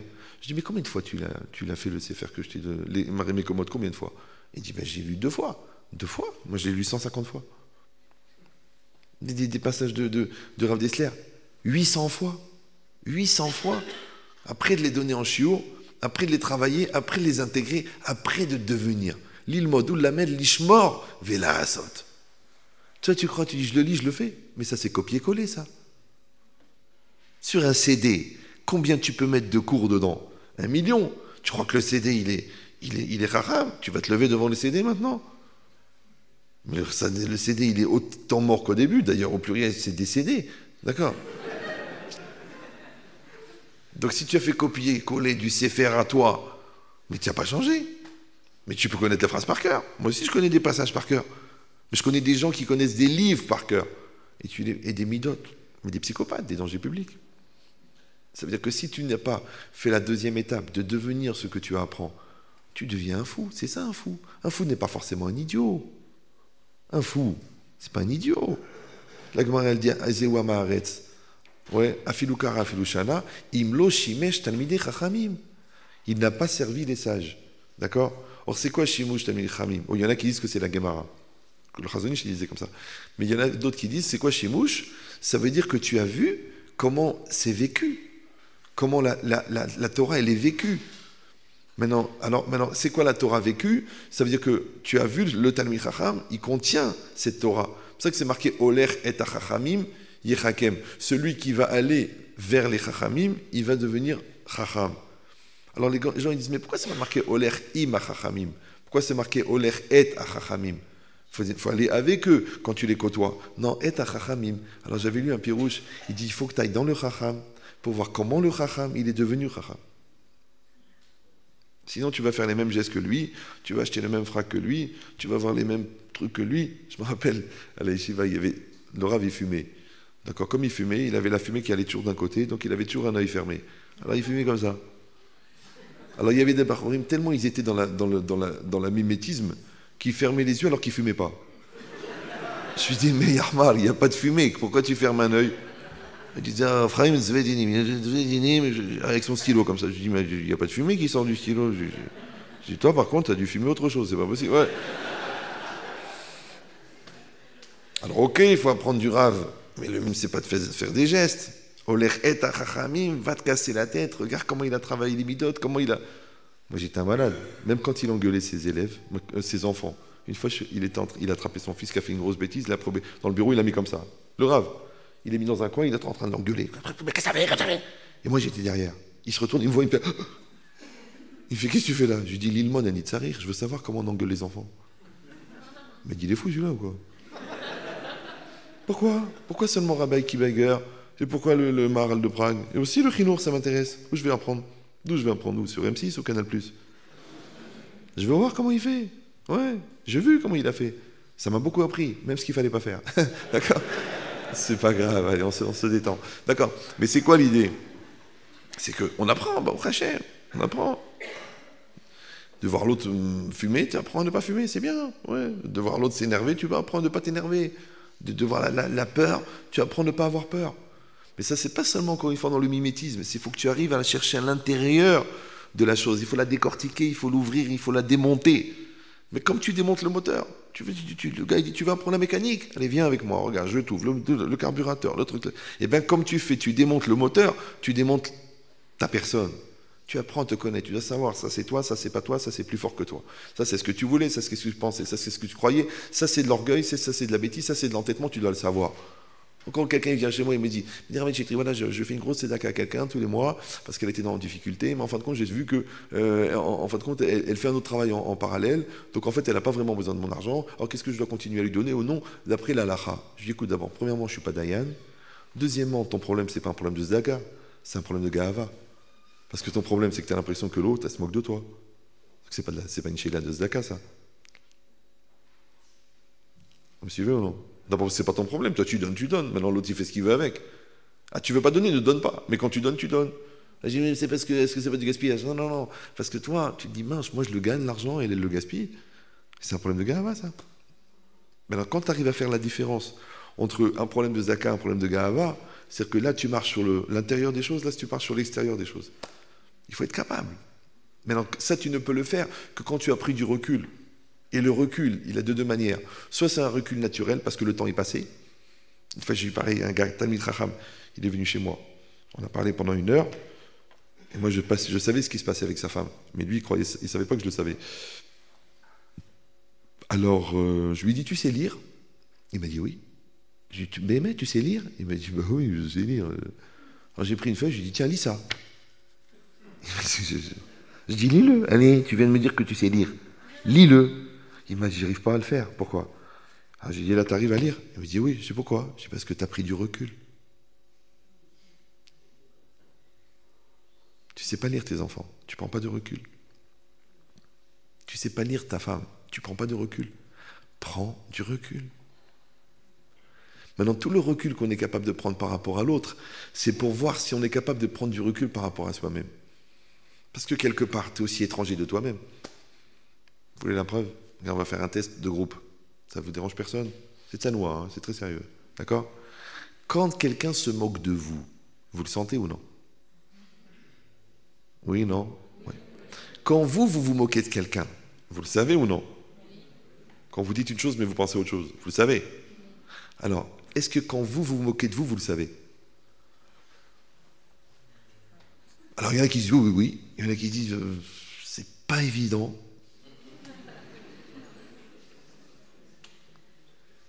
Maintenant, pourquoi quand quelqu'un se moque de toi, tu le sais? Parce que comme tu es étranger à l'autre, tu dis mais attends, mais je rêve ou quoi? Mais il est en train de se moquer de moi là. Ça fait 6 fois qu'il me dit de venir à Chavouta et lui il vient jamais. Après il me dit ouais t'es en retard. Quand moi je me moque de quelqu'un, je le sais. Pourquoi? Parce que moi je m'entends parler et je sais qui je suis, donc je sais la différence entre ce que je dis et ce que je pense. D'accord? Donc Toho Kebaro, pour trouver ton Toho, tu n'es pas obligé de finir derrière les barreaux, ça n'a rien à voir. D'accord? C'est que tu sais ce que tu dis, ce que tu es. D'accord? Donc quand toi tu te moques de l'autre, tu le sais. Quand l'autre se moque de toi, tu le sais. Mais pourquoi quand toi tu te moques de toi, tu le sais pas? D'accord? Par exemple, tu dis, t'arrives en retard à la fila, alors tu dis, t'as mal dormi, tu dis non, non, il te dit pourquoi? Tu dis, bah, j'ai mal dormi. En vérité, c'est faux, t'as très bien dormi. Justement, t'as trop bien dormi. Pourquoi tu dis ça? Pourquoi tu te moques de toi? C'est comme Shabbat après-midi, vous êtes en train de dormir, vous dormez bien. Et vous vous réveillez, comme ça. Bon, il reste encore 1 heure avant Mincha, et vous êtes allongé, tranquille. Et vous entendez des pas dans le couloir, c'est votre femme ou votre fille ou votre fils qui vient, et au moment où il rentre dans la chambre, bizarrement, vous faites comme ça.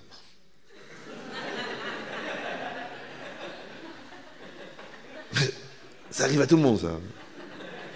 Et moi, je suis curieux, moi. Le phénomène, bon, peut-être pas psychologique parce qu'il ne faut pas exagérer, mais le phénomène zoologique. C'est intéressant. Pourquoi tu fais semblant de dormir? Le pire, c'est que c'est pas seulement que tu fais semblant de dormir, c'est que l'autre, la pauvre, elle te réveille, elle te dit, il y a un cousin qui est venu, ou n'importe quoi, elle te dit, David, lève-toi et toi. Tu insistes, tu vois. Genre, tu te réveilles. Oui, qu'est-ce qu'il y a? Attends, mais ça n'a ni queue ni tête. Pourquoi tu mens? L'intérêt de quoi? Vous me suivez ou non?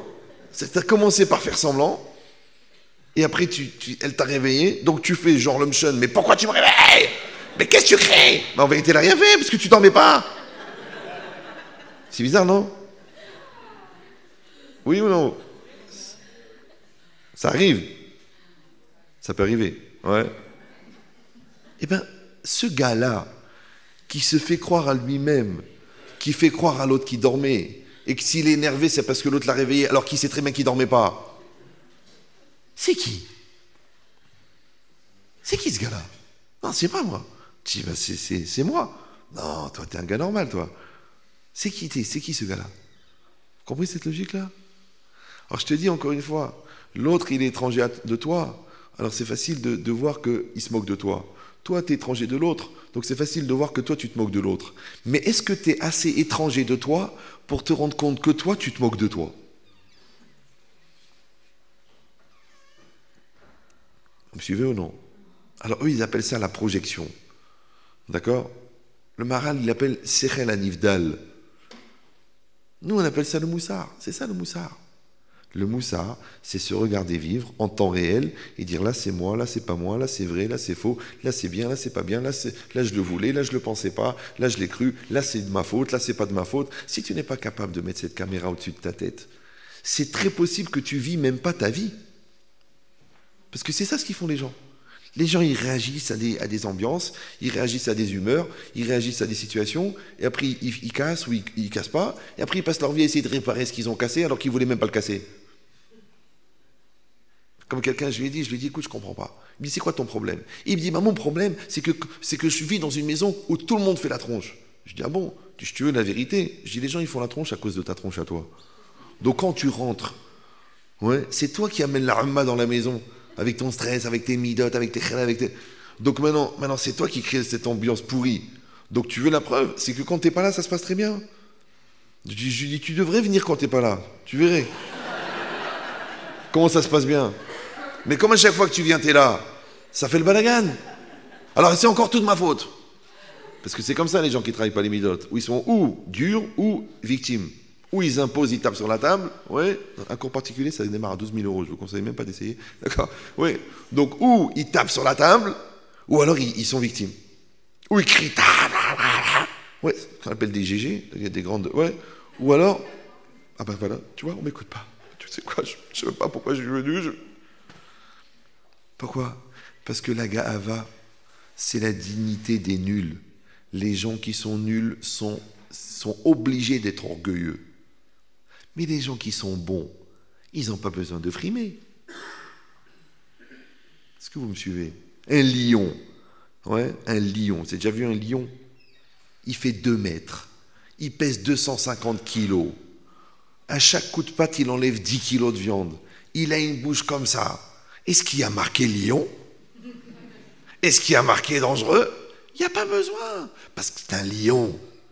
Mais un rat. S'il met un badge, j'avais marqué lion. On croit que c'est un lion. Ouais, mais il crie beaucoup, hein. Vous savez, quand il crie, il nous fait perdre nos moyens. On a l'impression que c'est un lion. Mais c'est un rat qui crie. C'est tout. Maintenant, pourquoi tu vois pas que c'est un rat? Parce que toi, il t'a convaincu que tu n'étais rien.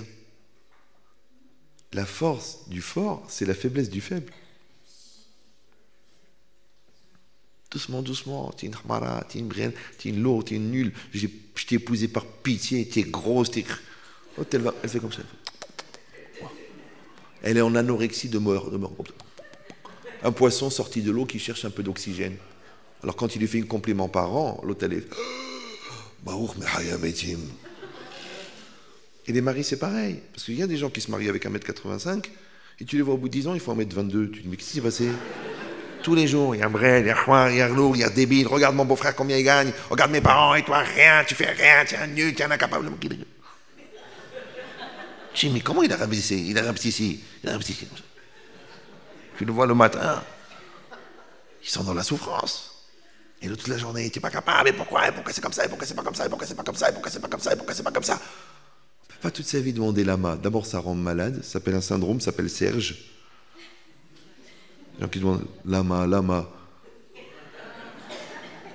Ah, vous êtes bien, ça veut dire vous êtes bien sorti du conditionnement. C'est des gens qui se lèvent toute la journée en train de dire lama, et quand tu leur dis pourquoi tu dis lama, ils disent je suis malade. Tiens, malade. Non, il n'y a pas de lama. Baruch Hashem, écoutez-moi bien ce que je vous dis. Les gens qui sont tellement occupés à dire merci, ils n'ont pas le temps de faire des reproches. Les gens qui voient que le bien, ils ne peuvent pas trouver de défaut. Même moi, les gens me disent, mais vous faites jamais la tête. Je dis la vérité, j'ai pas le temps. Les gens disent, mais je comprends pas, c'est pas une question de temps. C'est vrai, non? Oui, non. T'as un malheur, tu fais la tête. T'as un problème, tu fais la tête. Je dis, je peux pas. Parce que moi, je pense, et j'ai intégré, j'ai travaillé, que la tristesse, c'est le temps que tu octroies à ta douleur. D'accord? Et la douleur, c'est un événement qui ne peut exister que parce qu'il est nourri. Comme le feu, sans oxygène, il s'éteint. Maintenant, si toi, tu donnes du temps à ta douleur, elle devient de la tristesse. Donc, si tu ne donnes pas de temps, il n'y a pas de tristesse. Et tu dis, mais on ne peut pas, écoutez, quand il y a un problème, il y a un problème. Tu peux t'asseoir, écrire des keynotes, pleurer, mettre un sac, de la cendre. La plupart des gens, ils vivent avec des masques. À propos la plupart des gens, situation d'éducation. David, Fernand, Eric, Haïm. Non, je te dis, je peux pas, je comprends, mais... Oui, d'accord. Non, mais si c'était... Écoute, si c'était un débat, ok. Alors, il faut sortir ton chéquier, Baba. D'accord.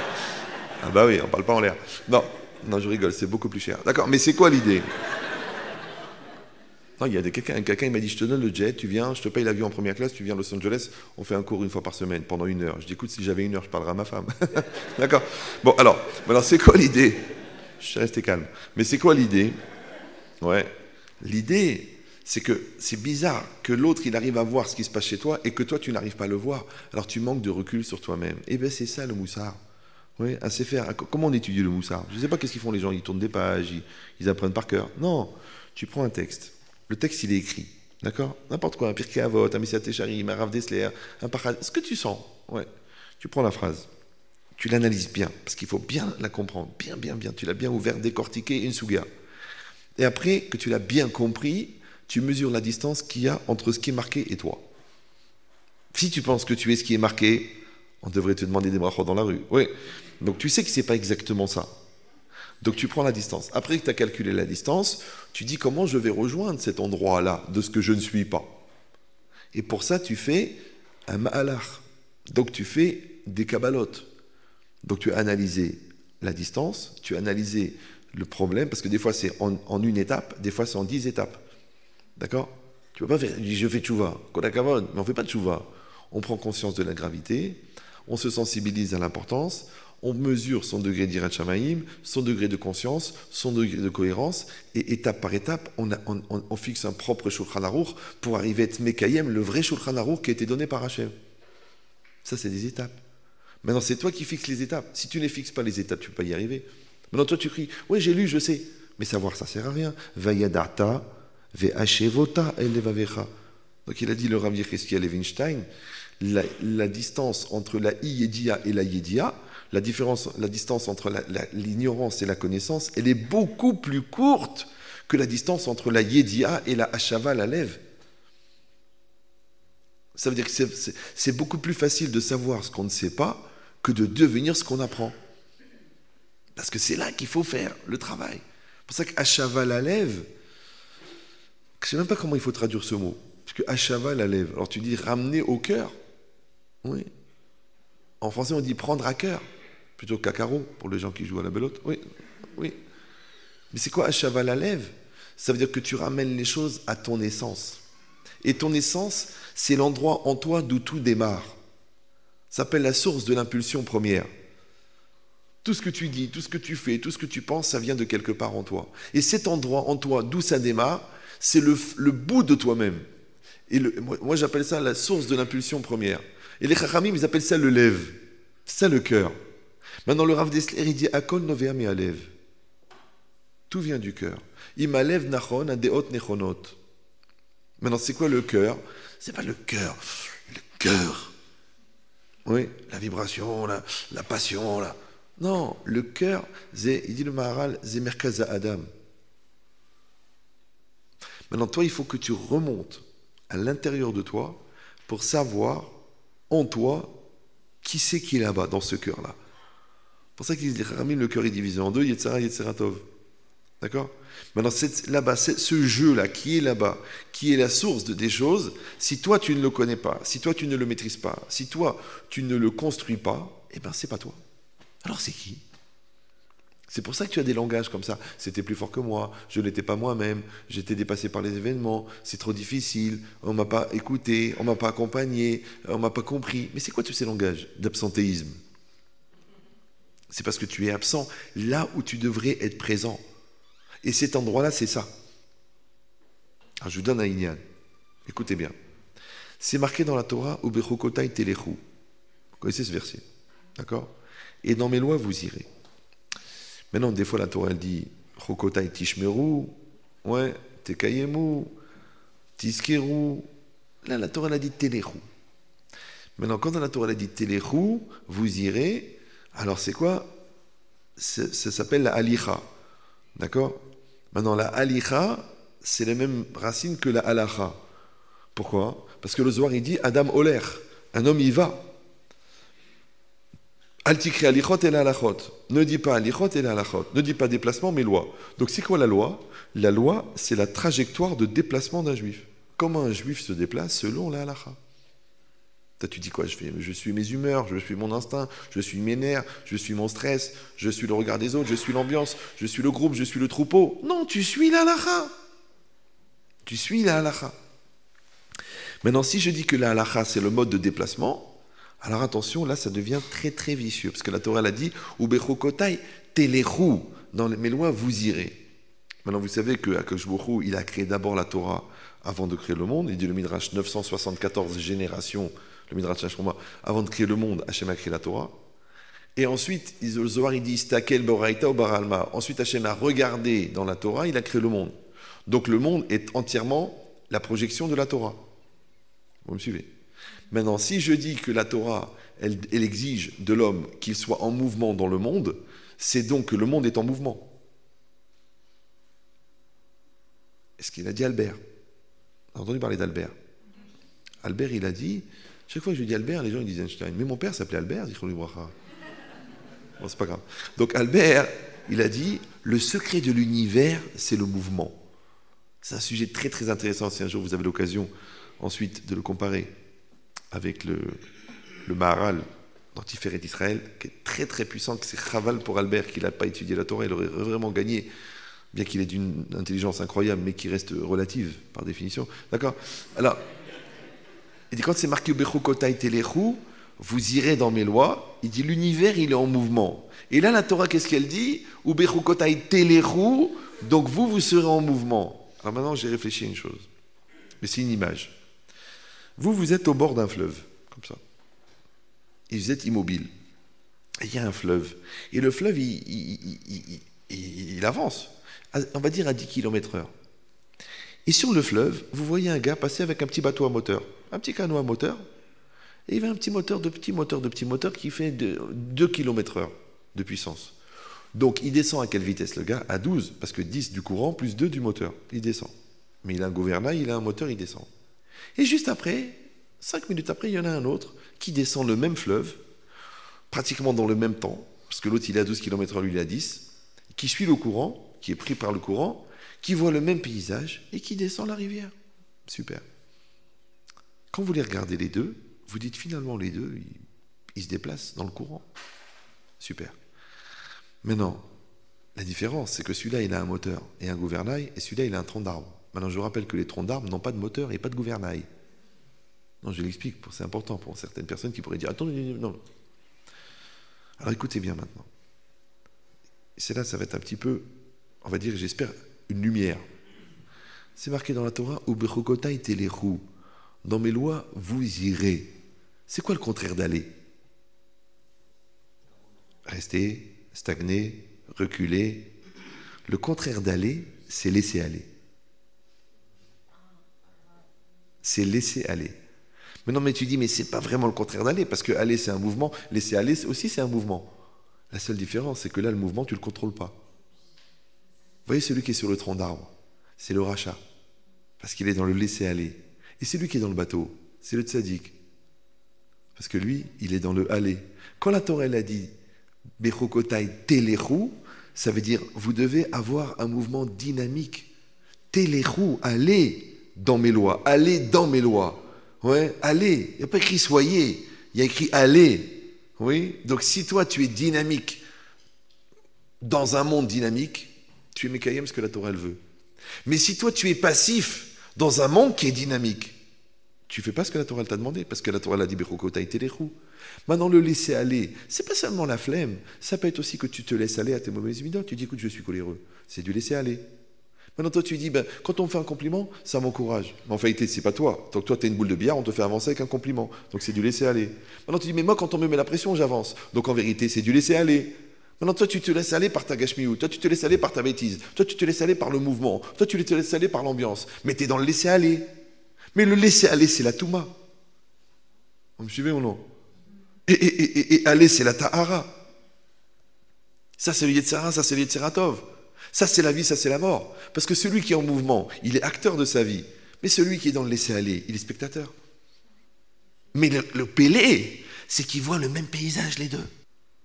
Mais un, il a vécu, l'autre, il n'a pas vécu, puisqu'il était sur un tronc d'arbre. Alors il a flotté par là, il a flotté par là, le temps il va passer, la bar mitzvah elle va se faire, le mariage il va truquer, on va payer la maison, on va truquer, on va manger, on va aller aux toilettes, on va avoir des douleurs à l'estomac, on va trouver l'ulcère, il va saigner, on va mourir, et voilà c'est fini.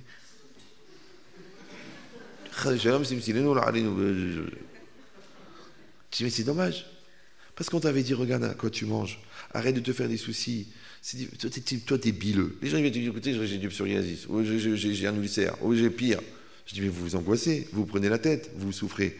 Oui, mais je suis déçu, c'est pas la hauteur, c'est pas ce que je voulais, je suis pas ce que j'attendais, le bon Dieu il est déçu de moi, ma femme c'est pas ça, mon mari c'est pas ça. Mais c'est toi qui a fait ton ulcère. Tout seul. C'est pas Mina Shamaim ça, c'est toi. Ça s'appelle la PDT, PDT en anglais. PDT. C'est une maladie, c'est pomme de terre. Non. Perte de temps. Non plus. Prise de tête. Voilà. C'est la prise de tête qui est en fait l'origine, une perte de temps et qui te rend la tête comme une patate. Donc ça correspond.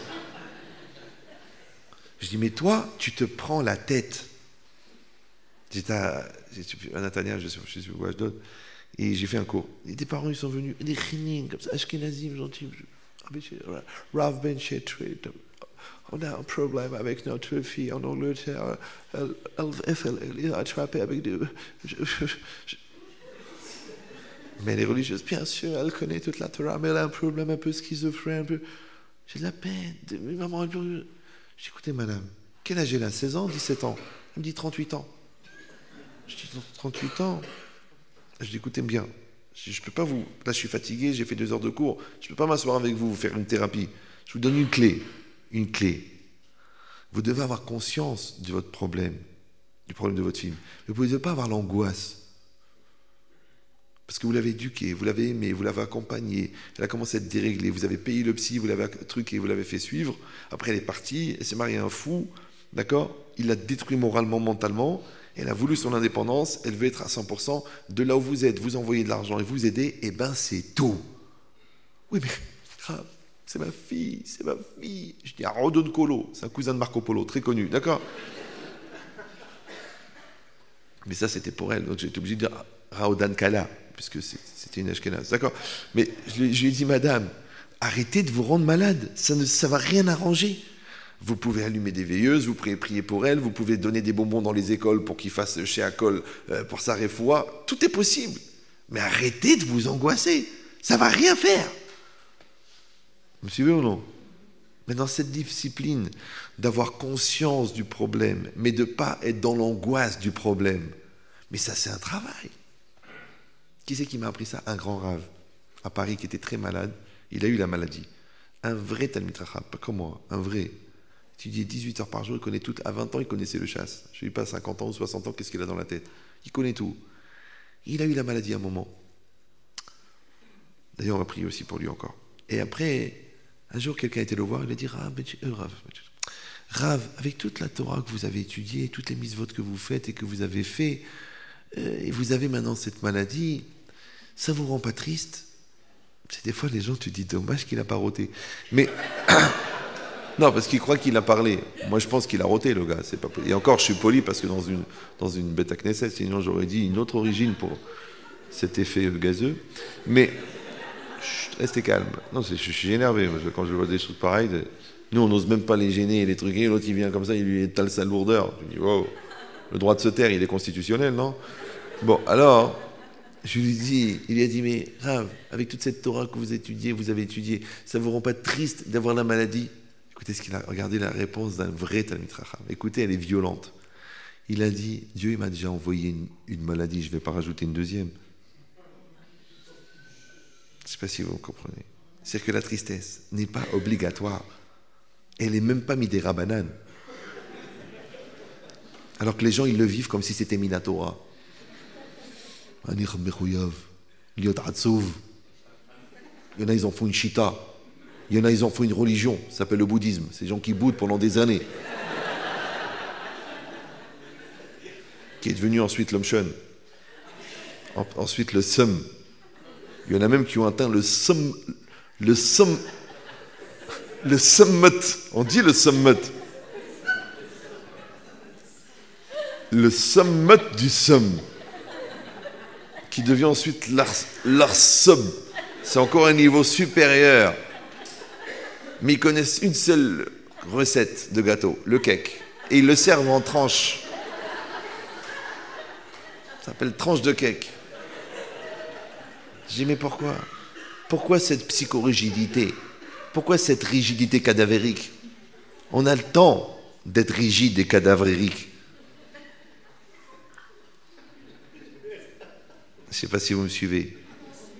Quand quelqu'un il est mort, il est mort. Il ne va pas se lever. Tu dis, allez Maurice, lève-toi. Il ne se lève pas. Il faut voir les morts comment ils sont. Hein. Obstiné, ne bougera pas. Tu dis, Maurice, lève-toi. Il ne bouge pas. Pourquoi? Il est mort. Tu dis, mais écoutez, il est mort. Ah, il ne se lève pas. Oui ou non? Voilà. Mais Rabotaï, c'est pas grave de mourir. Ça va arriver à tout le monde. Je vous dis la vérité, même les gens qui arrivent tout le temps en retard, ce jour-là, ils vont arriver à l'heure. Hein. Mais moi, faites-moi plaisir. Ne mourrez pas de votre vivant. Maintenant, il y a une halakha. On ne peut pas mettre les tzitzit mégoulés devant un mort. Vous savez ça? Oui. On ne peut pas non plus dire des divrei Torah devant un cadavre. Pourquoi? Parce que là, avec la rage, tu fais souffrir le pauvre, parce que lui, il ne peut plus étudier la Torah.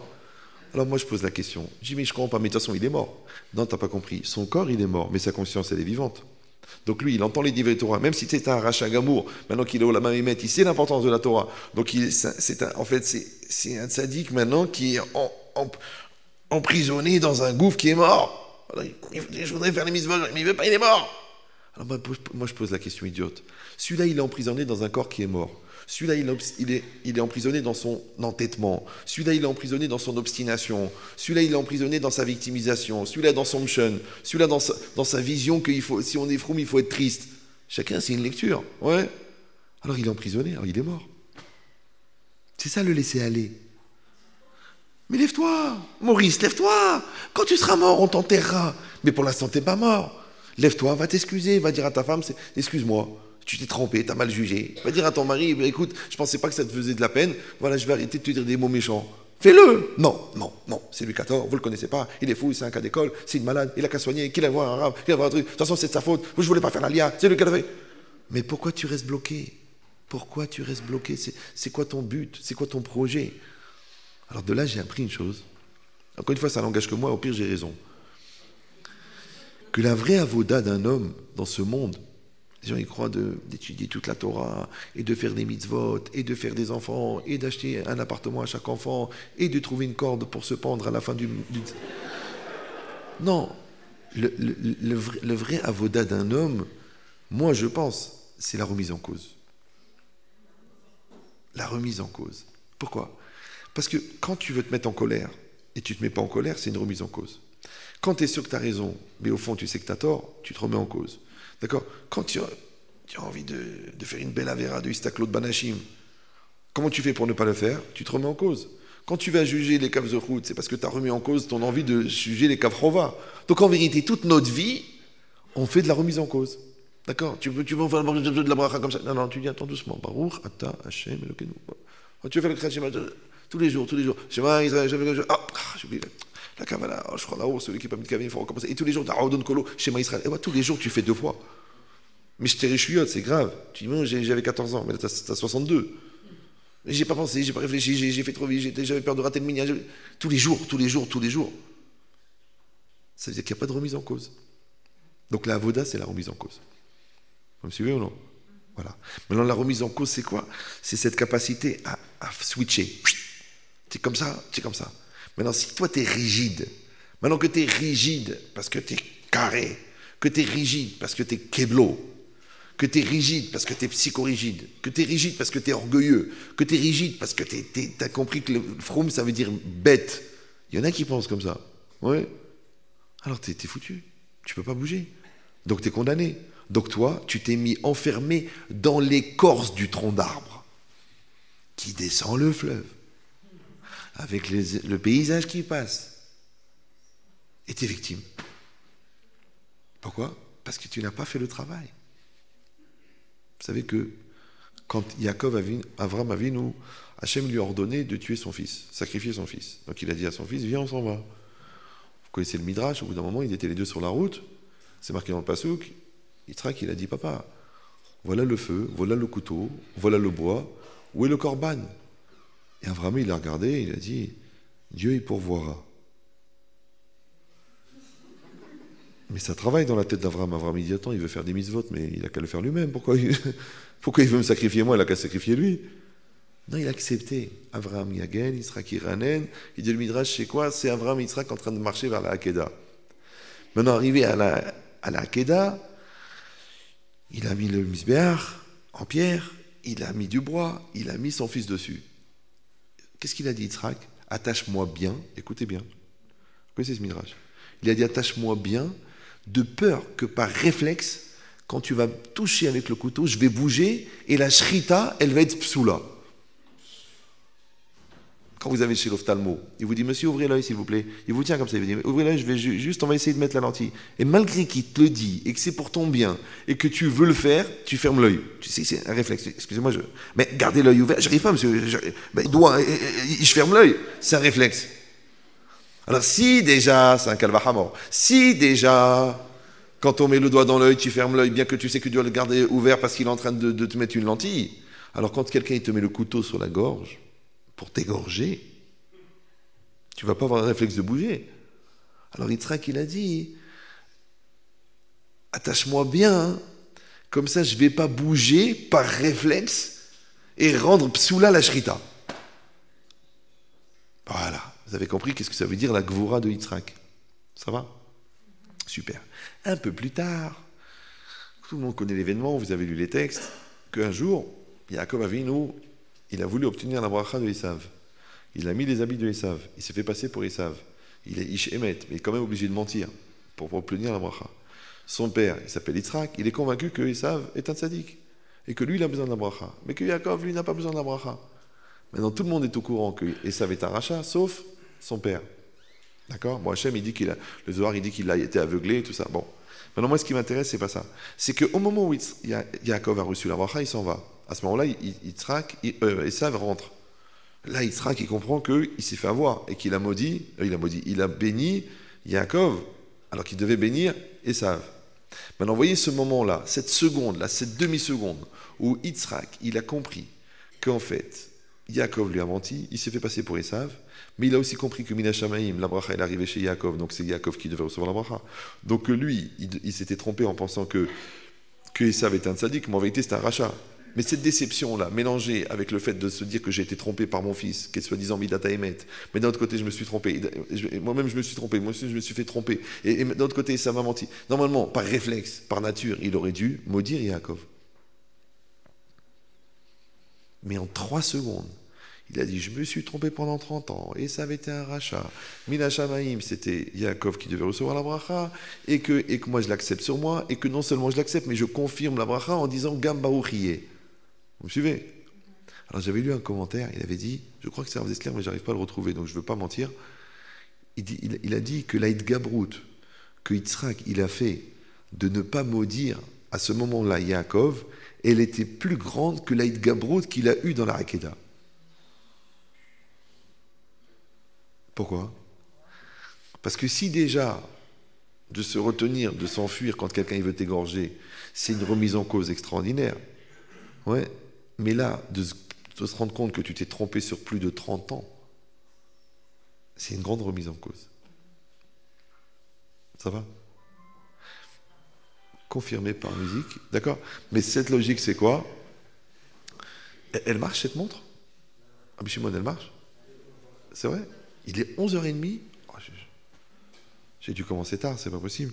Donc, alors, ne vous énervez pas, surtout vous. Votre tour est déjà passé. D'accord? Donc ça veut dire quoi? Ça veut dire que le travail, vous avez compris maintenant, c'est de construire cette personne qui sera capable de se remettre en cause. Et ça, c'est un travail qui va faire que tu pourras traverser les événements. Et ça, c'est ça la construction. Maintenant, quand toi, en vérité, tu travailles sur la Savlanout, ou tu travailles sur l'Aïd Gabrout, ou tu travailles sur l'Aïstaklout Banachim, ou tu travailles de faire la bracha avec Kavana, ou tu travailles de dire maintenant je fais le Berkat Amazon, maintenant je fais le Berkat Amazon. Et pas je fais n'importe quoi. Comment ils font les gens? Ils commencent à faire le Birkat Hamazon et tu voyez pas votre mère elle est fatiguée, levez-vous, vous pouvez pas l'aider, non, comme ça, en train de rester. Mais là tu fais pas le Birkat Hamazon là. En fait tu débarrasses la table. C'est pas vrai. Ouais. Là, tu fais l'amida, pendant l'amida, tu as des problèmes, des soucis, le truc, la parnassa, le crédit. T'es pas en train de faire l'amida, là. Là, t'es en train de faire une espèce d'analyse psychologique. C'est pas ça, l'amida. Or, puisque chaque mitzvah, elle a un Yetzerara, donc la maîtrise du Yetzerara de la mitzvah, c'est la remise en cause par rapport à la mitzvah. Maintenant, c'est ça ce qu'on fait toute notre vie. D'accord ? Maintenant, quand toi, tu fais ce travail, tu ne peux pas le faire s'il n'y a pas quelqu'un en toi qui t'aide à le faire. Et c'est qui ce gars qui va t'aider à le faire? C'est toi. Maintenant, ce gars-là, il faut le construire. Ça s'appelle la connaissance de soi, ça s'appelle la maîtrise de soi, le respect de soi, ça s'appelle la valorisation personnelle, ça s'appelle Gadlut à Adam, ça s'appelle la grandeur d'Hachem, ça s'appelle l'appréciation de ce que tu produis, de ce que tu développes, qui te donne les cohortes pour le faire. Maintenant, si toi, tu apprends, comme tu éduques un enfant, en vérité, qu'est-ce que tu fais? Tu le préserves de tout ce qui est mauvais et tu lui donnes tous les éléments pour qu'il soit construit. Eh bien, fais-le avec toi. Sour merave asetov, d'accord? Et enlève les choses qui te détruisent. Ça ne sert à rien. Encore la dernière fois. C'était quoi ça, cette histoire? C'est un monsieur qui a une phobie obsessionnelle que sa femme fait des bêtises. Bon, ils ne sont pas religieux, mais ce n'est pas non plus une raison. Et le gars, il était bloqué. Et je lui dis, écoute, tu n'as pas de preuve réelle, tu n'as rien de concret. D'après la halakha, elle n'est pas interdite. Là, écoute, tu décides. Ou on fait du shalom bayit, ou on fait rien. Mais si c'est pour continuer à soupçonner, on ne pourra pas s'en sortir. Le gars, il a dit, ok, mitgaber. Donc, elle, quand même, elle avait quand même parlé avec quelqu'un, de manière un petit peu trop proche. Bon, mais c'est compliqué avec les frères, parce qu'ils se font la bise, ils sortent ensemble, ils se touchent, et après tu dis, elle m'a manqué de respect. Je ne sais pas, c'est quoi la limite. Bon. Alors, je lui ai dit que j'ai fait un programme. Je lui ai donné, la pauvre, elle n'est pas religieuse. Alors, je lui ai donné à écouter, genre le Yetzerara, préserve tes yeux et ton cœur, c'est sur l'Otatoru, fuir la faute, c'est-à-dire que la mitzvah, c'est pas de ne pas fauter, la mitzvah, c'est de ne pas prendre le risque. Ouais. Après, elle a écouté un cours sur un chemin de Teshuvah, un cours sur le respect de soi. Enfin, elle a fait tout un programme pour changer ça. Je dis maintenant, ce programme, elle le fait pour changer. Je dis alors fais attention à toi, parce que maintenant qu'elle va changer, il faut que toi, tu sois à la hauteur. Maintenant, toi, tu as un problème, c'est que tu n'as pas de l'écafsroute. Donc, toi, tu dois écouter, juger l'autre positivement, le respect de l'autre. Tu dois apprendre aussi à te respecter toi-même, puisque le manque de respect qu'on a pour l'autre, il vient du manque de respect qu'on a pour soi. Et tu dois apprendre à maîtriser ses peurs. Donc, encore un autre cours avec une méthode. Une méthode pour toi, une méthode pour elle, les deux, ils travaillent. Bon. Ils ont commencé super. Il m'appelle, ça, c'était le jeudi. Il m'appelle le mardi, il me dit on a passé 5 jours extraordinaires, c'est magnifique, mais comment ce travail qu'on a fait sur nous-mêmes, il nous a ouvert les yeux, on est des diamants, on est des trucs. Ok. Il me dit mais j'ai un gros problème. On voit un texto, il me dit j'ai un gros problème.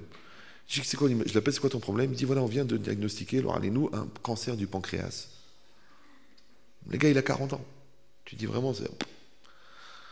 Alors j'ai dit ok, je vais voir, j'appelle un médecin, un grand médecin que je connais à Paris, il m'a dit écoute, ce cancer-là, il génère des dérivés, des dégénérescences psychologiques que la personne justement elle a des phobies. Donc en fait sa phobie obsessionnelle de jalousie, c'était juste une dégénérescence de son cancer. Et le lendemain, justement, il refait une grosse crise d'obsession de jalousie. Et moi, je partais en Israël. J'étais dans la voiture en train de rouler. Et le mec, il m'appelle. La femme, elle m'appelle en pleurant. Elle me dit Rabban Shechrit, parlez-lui, sinon on va passer. Je dis mais reviens dans 8 jours. Il me dit dans 8 jours, je serai morte. Je dis passez-le moi. Je parle avec lui. Je lui dis écoute-moi bien. JH2, c'est une formule. Ça veut dire jeune normal au carré. D'accord? Je lui dis j'écoute. Maintenant, tu as la maladie maintenant. Alors tu sais quoi ton problème de Shalom Bayit? Il est vraiment à Gavour Kamashmalan. Oui? Je fais maintenant, il faut que tu te concentres. Si je lui avais dit c'est des bêtises, il m'aurait dit vous ne me comprenez pas. Alors qu'est-ce que je lui ai fait? Tu sais quoi? Je lui ai dit toi, tu dois te concentrer sur la maladie. Alors, je dis maintenant, quand une femme elle est enceinte et qu'elle a un mari très dur, je dis écoutez madame, laissez-le crier parce que vous êtes responsable d'une neshama. Donc vous devez créer un espace étanche de protection pour que cet enfant ne grandisse pas dans la névrose des cris de votre mari. Donc, et comme vous êtes le relais de propagation de la névrose, donc si vous êtes blindé, ça rentre pas. Si vous êtes faible, ça rentre. D'accord? Donc je lui dis toi c'est pareil. Toi il faut que tu te protèges de ton problème. Maintenant, s'il y a 10%, 20%, 30% qui vont bien, c'est eux qui vont se battre. Parce que maintenant, la maladie, sachez que chimiquement, elle se développe par les cellules, mais psychologiquement, elle se développe par la tête. Donc quand tu es angoissé, tu es mal dans ta tête, tu pas bien. C'est pour ça que toujours dans la maladie, on est obligé de faire une thérapie en même temps. Sinon, ça va beaucoup plus vite, Chazé Shalom, ou le contraire. Ouais. Alors lui, qu'est-ce que j'ai? En fait, je l'ai obligé à prendre une distance avec son problème phobique pour qu'il s'occupe de sa maladie. Vous me suivez ou non? Mais ça, c'est ce qu'on fait tous les jours. Par exemple, toi, l'enfant, il a fait une grosse bêtise. La yeshiva t'a appelé, t'a dit, il a fait une très grosse bêtise, d'accord? Il a joué avec un téléphone et on a trouvé des trucs bizarres dessus. Maintenant, toi, tu sais que cet enfant-là, tu vas l'amener à la choupa, que c'est un tzaddik, qu'il aura des enfants, des petits-enfants. Et ça, c'est un événement. Donc, tu as deux solutions. Soit tu prends cet événement et tu l'inscris dans une globalité qui s'appelle la choupa, tzaddik, autonome. Mais il faut que cet événement-là, tu le maîtrises. Soit tu vas le pourrir à cause de cet événement, et à cause de ça, il va dire, même mon père, il ne me croit pas, même mon père, il ne me comprend pas, même mon père, il ne m'aime pas, il va tout lâcher, il va sortir dehors. Et toi, le rav, il est content, il dit, ah, tu vois, j'avais raison, et le gosse, il est perdu. Alors, que tu vas faire maintenant? Donc, tu vas créer un espace d'étanchéité pour gérer l'événement en le séparant de la personne. Toi, tu vas créer un espace d'étanchéité pour t'occuper de ta maladie et arrêter de te prendre la tête avec ta phobie. Vous me suivez ou non? Eh bien, ça s'appelle la gestion du problème. D'accord? C'est comme si tu dis à ta femme, écoute, toi et moi, on a des problèmes, mais notre couple, il va très bien. Alors viens, on s'occupe de notre couple, parce que c'est notre couple qui va aider notre personne. Maintenant, tant que vous réglez vos problèmes de Shalom Bayit en tant que personne, ça ne s'arrangera jamais. Il faut les régler en tant que couple. Donc tant que c'est toi, et moi, et toi, et ta famille, et ta race, et ton argent, et ton corps, et mes nerfs, et mon stress, et ma jalousie, et mes peurs, ça ne marchera pas. C'est nous. Nous avons un problème avec mon caractère. On va le régler. Il y a un gars qui s'appelle ton mari qui a des problèmes. Mais nous, on va bien. Mais ton mari, il va pas bien. Après, nous avons un problème avec toi. Parce que ton problème de peur ou ton problème de stress, et en fait, il met une mauvaise ambiance et on est en train de s'engueuler toutes les 5 minutes, alors que moi, je ne cherche pas à te détruire. Mais toi, tu es convaincu parce que comme ton père t'a détruit, ton frère t'a détruit, tu es sûr que ton mari va te détruire. En fait, tu fais un transfert. Donc, qu'est-ce qu'on va faire? On va créer un espace d'étanchéité pour le problème et on va avoir de l'énergie pour le couple. Mais tant qu'on laissera le problème dégénérer dans le couple, alors on n'arrive pas à construire notre couple, puisqu'il dégénère à cause du problème. Ça va? Alors écoutez bien, je vous donne la clé. Vous savez que dans un bateau, tous les compartiments qui sont en dessous de la flottaison sont condamnables. Quand vous allez dans un bateau, si vous allez dans le fond du bateau, vous allez voir qu'il y a des portes en fer qui peuvent se fermer étanches. Pourquoi? Et le bateau, il est divisé en compartiments. Parce que si, Chazvé Shalom, il y a une brèche dans le bateau, ouais, alors pour pas que tout le bateau il se remplisse d'eau, il coule, alors vous pouvez condamner cette partie qui a été touchée par la brèche. Ça va? Super. Maintenant, le bateau, c'est la personne. La ligne de flottaison, c'est la ligne d'équilibre. C'est que quand tu es en dessous de cette ligne-là, tu commences à péter les câbles. Tu cries, tu pleures, tu sais pas pourquoi, tu n'as pas envie de te lever. C'était en dessous de la ligne de flottaison. Ouais. Maintenant, tous ces compartiments, en vérité, qui sont ton intériorité, qui sont ton lèvre, qui sont ton côté fragile, il faut qu'ils soient faits en compartiments étanches. Maintenant, s'il y a une agression, normalement, l'agression ne peut pas rentrer chez toi, parce que toi, tu as créé des parois de protection. Mais si tu ne les as pas créées, alors la célèbre phrase que j'ai répétée 1 million de fois, mais que je vais vous répéter une fois de plus, le degré de pénétration des agressions extérieures dépend du vide intérieur. Du vide intérieur.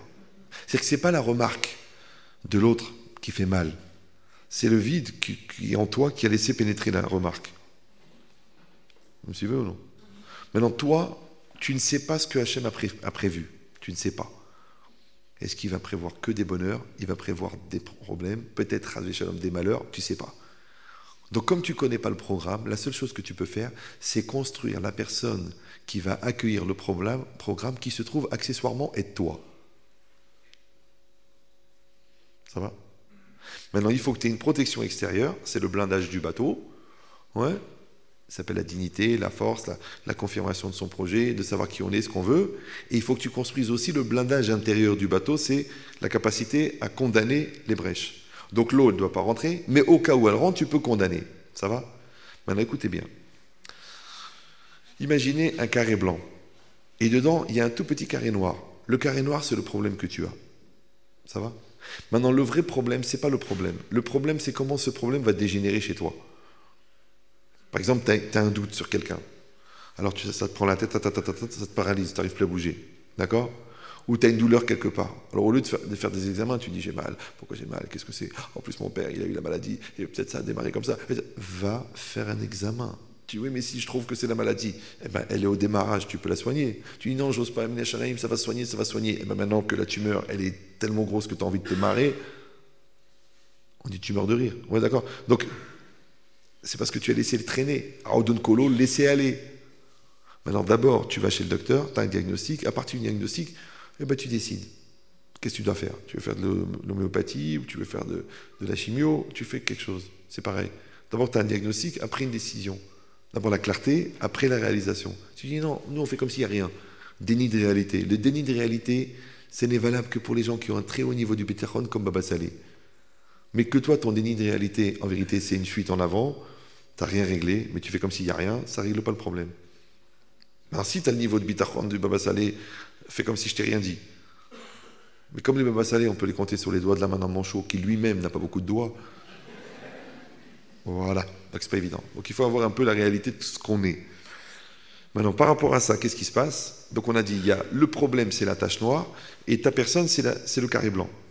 Maintenant, comment on va faire pour que la tache noire ne se développe pas à l'intérieur de la personne? Alors, je vous donne l'idée. Il faut avoir 4 parois d'étanchéité. C'est quoi les 4 parois? Ta émouna, ta famille, tes valeurs, ton cerveau. Vous me suivez ou non? Ta croyance, ta famille, tes valeurs, ton cerveau. Quand la difficulté, elle va aller dans le sens de toute façon, le monde, il est FKR, il peut se passer n'importe quoi, et je suis perdu. Tu dis non, Hachem, il est avec moi, Hachem, il me protège, Hachem, il va faire ce qu'il fait, Hachem, il fait le bien pour moi. Donc tu vas éviter la fuite de ce côté. Ça va? Quand tu vas dire, je suis seul au monde, personne ne m'aime, je suis abandonné, je suis jeté, je suis un pathos jeté en Corrèze, je fais non. J'ai une famille, j'ai des gens qui m'aiment, j'ai des gens qui m'adorent, j'ai des gens qui prient pour moi, j'ai des gens qui sont solidaires, donc je ne suis pas seul au monde. Quand tu vas dire, eh ben je m'en fiche, je laisse tout tomber, et je me laisse aller, et je me pourris, je fais des avérotes, je ne peux pas, j'ai des valeurs, j'ai une éducation. Donc tes valeurs, elles vont éviter la fuite de ce côté-là. Et quand tu vas dire, mais je m'en sortirai jamais, c'est trop dur, vous vous rendez pas compte, et on en meurt, tu vas dire, mais non, écoute, il y a des chimios, il y a des gens qui sont suivis, il y a du travail, il y a des statistiques, il y a des gens qui réussissent, il y a une manière de relativiser la gravité du problème, donc ton cerveau, il va éviter la fuite de ce côté-là. Donc les 4 parois d'étanchéité, c'est ta émouna, ta famille, tes valeurs et ton cerveau. Vous avez compris maintenant que sans émouna, sans famille, sans valeurs et sans cerveau, il te reste une solution. C'est d'acheter un texte en phonétique que je vais vous dire tout de suite. Idgadal, Vidkada, Shemé, Rabba. D'accord, ouais. Tu vas mourir, Baba. Ouais. Donc en vérité, non, c'est rien. Ne le prenez pas mal. D'accord. Parce que moi, je le dis, les gens sont choqués, mais les gens le vivent. Alors, je ne sais pas s'il faut être choqué de ce qu'on vit ou de ce qu'on dit. Bon, voilà. Donc, maintenant, c'est quoi? Il y a un rave, il a dit ça. J'ai des gens qui ont peur de la mort, c'est les gens qui gaspillent la vie. Les gens qui ont peur de la mort, c'est les gens qui gaspillent la vie. Oui. Et pourquoi ils gaspillent la vie? Justement pour oublier l'angoisse de la mort. Mais les gens qui remplissent sa vie, eh ben, il fait ce qu'il a à faire. Ben, c'est quoi la mort? C'est une étape. Mais les gens qui foutent rien comme ça. Oh, j'aurais dû, j'aurais pu, j'aurais su, j'aurais cru, j'aurais lu, j'aurais dit, j'aurais pensé, si je l'avais fait, si j'étais venu, si j'avais dit, Ils passent leur vie, ça ne sert à rien. Rappelez-vous qu'avec un morceau de savon, on peut remplir une salle de bain de mousse. La mousse, c'est tous les faux problèmes que tu crées autour du vrai problème. Alors attrape la savonnette, même si elle est glissante. Mais arrête de te battre avec la mousse, il m'a manqué de respect, c'est pas ce que j'attendais, et politiquement c'est pas correct, et ça se fait pas, et qu'est-ce qu'il veut, et qu'est-ce qu'il croit, et c'est trop dur, et on ne comprend pas, et personne ne m'aime. Arrête avec ta mousse, puisqu'on peut remplir une salle de bain avec de la mousse. Mais quand est-ce que tu vas attraper le problème? Alors, je vous dis, il y a beaucoup de gens, la moitié de leur vie se crée des faux problèmes, et l'autre moitié, ils essayent de les résoudre, les faux problèmes. Alors, quand est-ce qu'ils vont commencer les vrais? Alors je vous ai dit l'idée. C'est que toi, tu vas construire cette étanchéité. Tu vas le faire. Donc il faut renforcer la émouna. Il faut avoir un cerveau extrêmement construit. Il faut avoir une famille qui soit solide et bonne et qui te nourrisse d'amour. Il faut des valeurs qui soient renouvelées perpétuellement. Comme sur les extincteurs, c'est marqué la date, il faut les vérifier tous les temps. Comme ton téléphone, il fait une mise à jour. Alors fais une mise à jour de ton couple. Fais une mise à jour de ta émouna. Fais une mise à jour de tes valeurs. Fais une mise à jour de ton cerveau. Toi, tu dis, non, grâce à Dieu, vous savez, bon, Hachem, nous sommes dans un milieu protégé. Tes valeurs d'il y a 15 ans, elles ne sont pas valables aujourd'hui. Parce que ce n'est pas les mêmes épreuves, ce n'est pas les mêmes questions, ce n'est pas les mêmes réponses. Donc tu es obligé d'évoluer. L'homme est un produit évolutif. Imshamoa tishmar. Tu ne peux pas te servir des trucs que tu avais il y a 15 ans, parce que tu n'es pas le même. Tu me dis, je comprends pas, mais c'est les mêmes yesodotes. Oui, mais refais-les. Moi, je vous dis par exemple, mais encore une fois, je ne suis pas un exemple, mais moi, j'assiste à tous mes cours.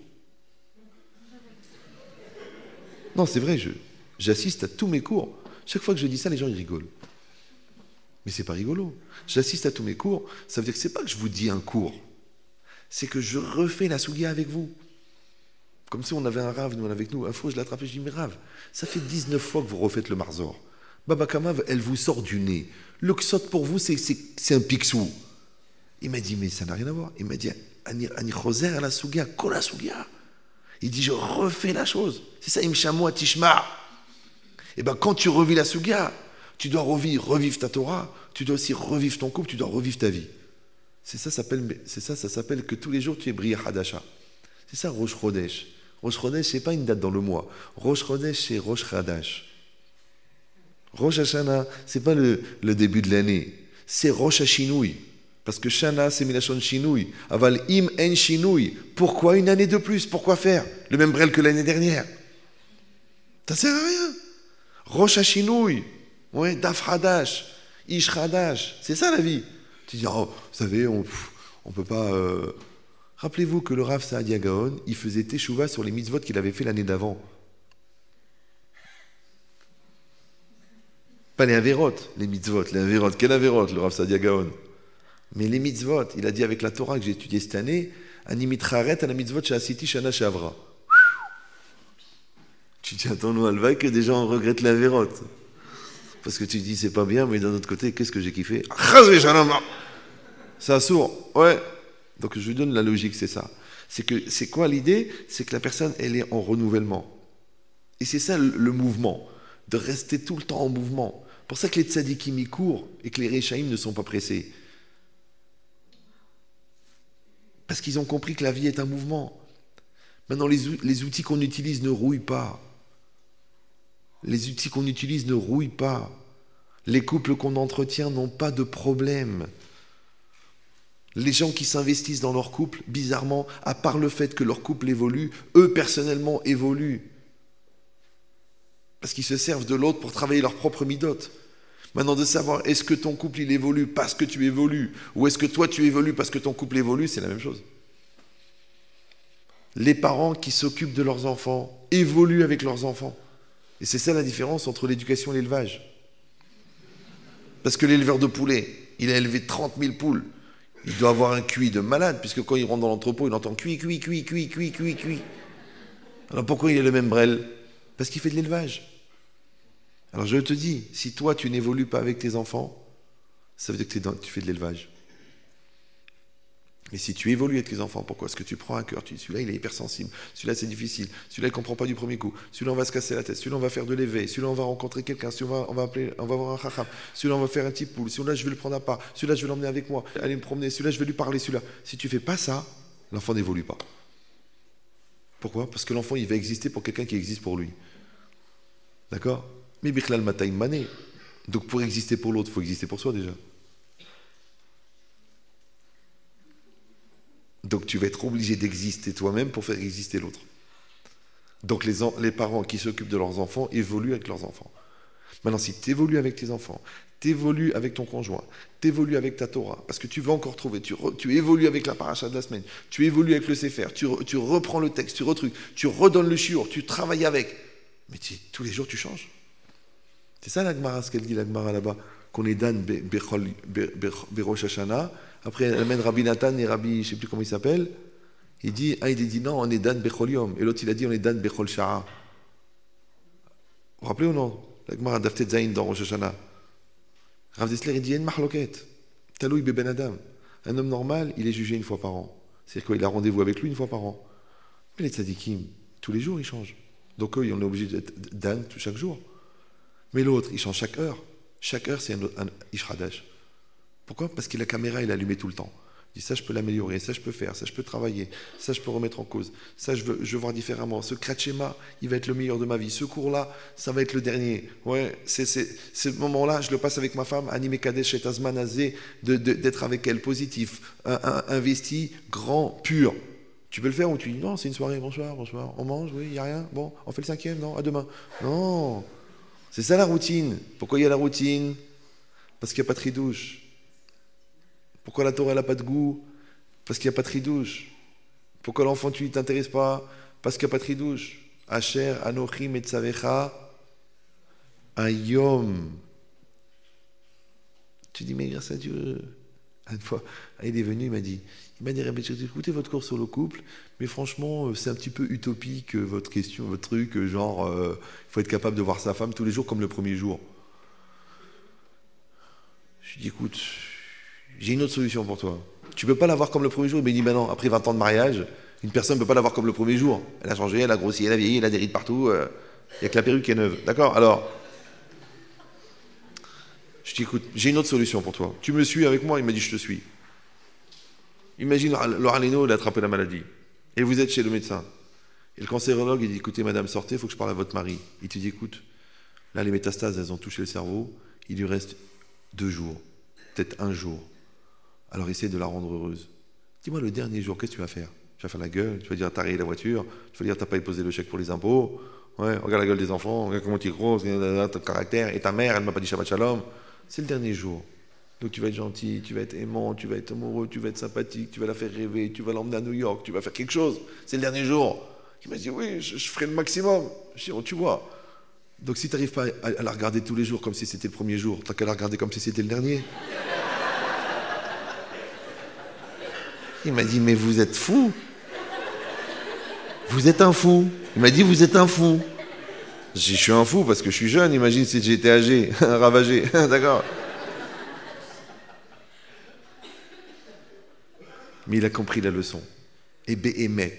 Ne le prenez pas mal. Hein. Je sais, l'Oraleno, Simsileno, Klalatracham, d'accord.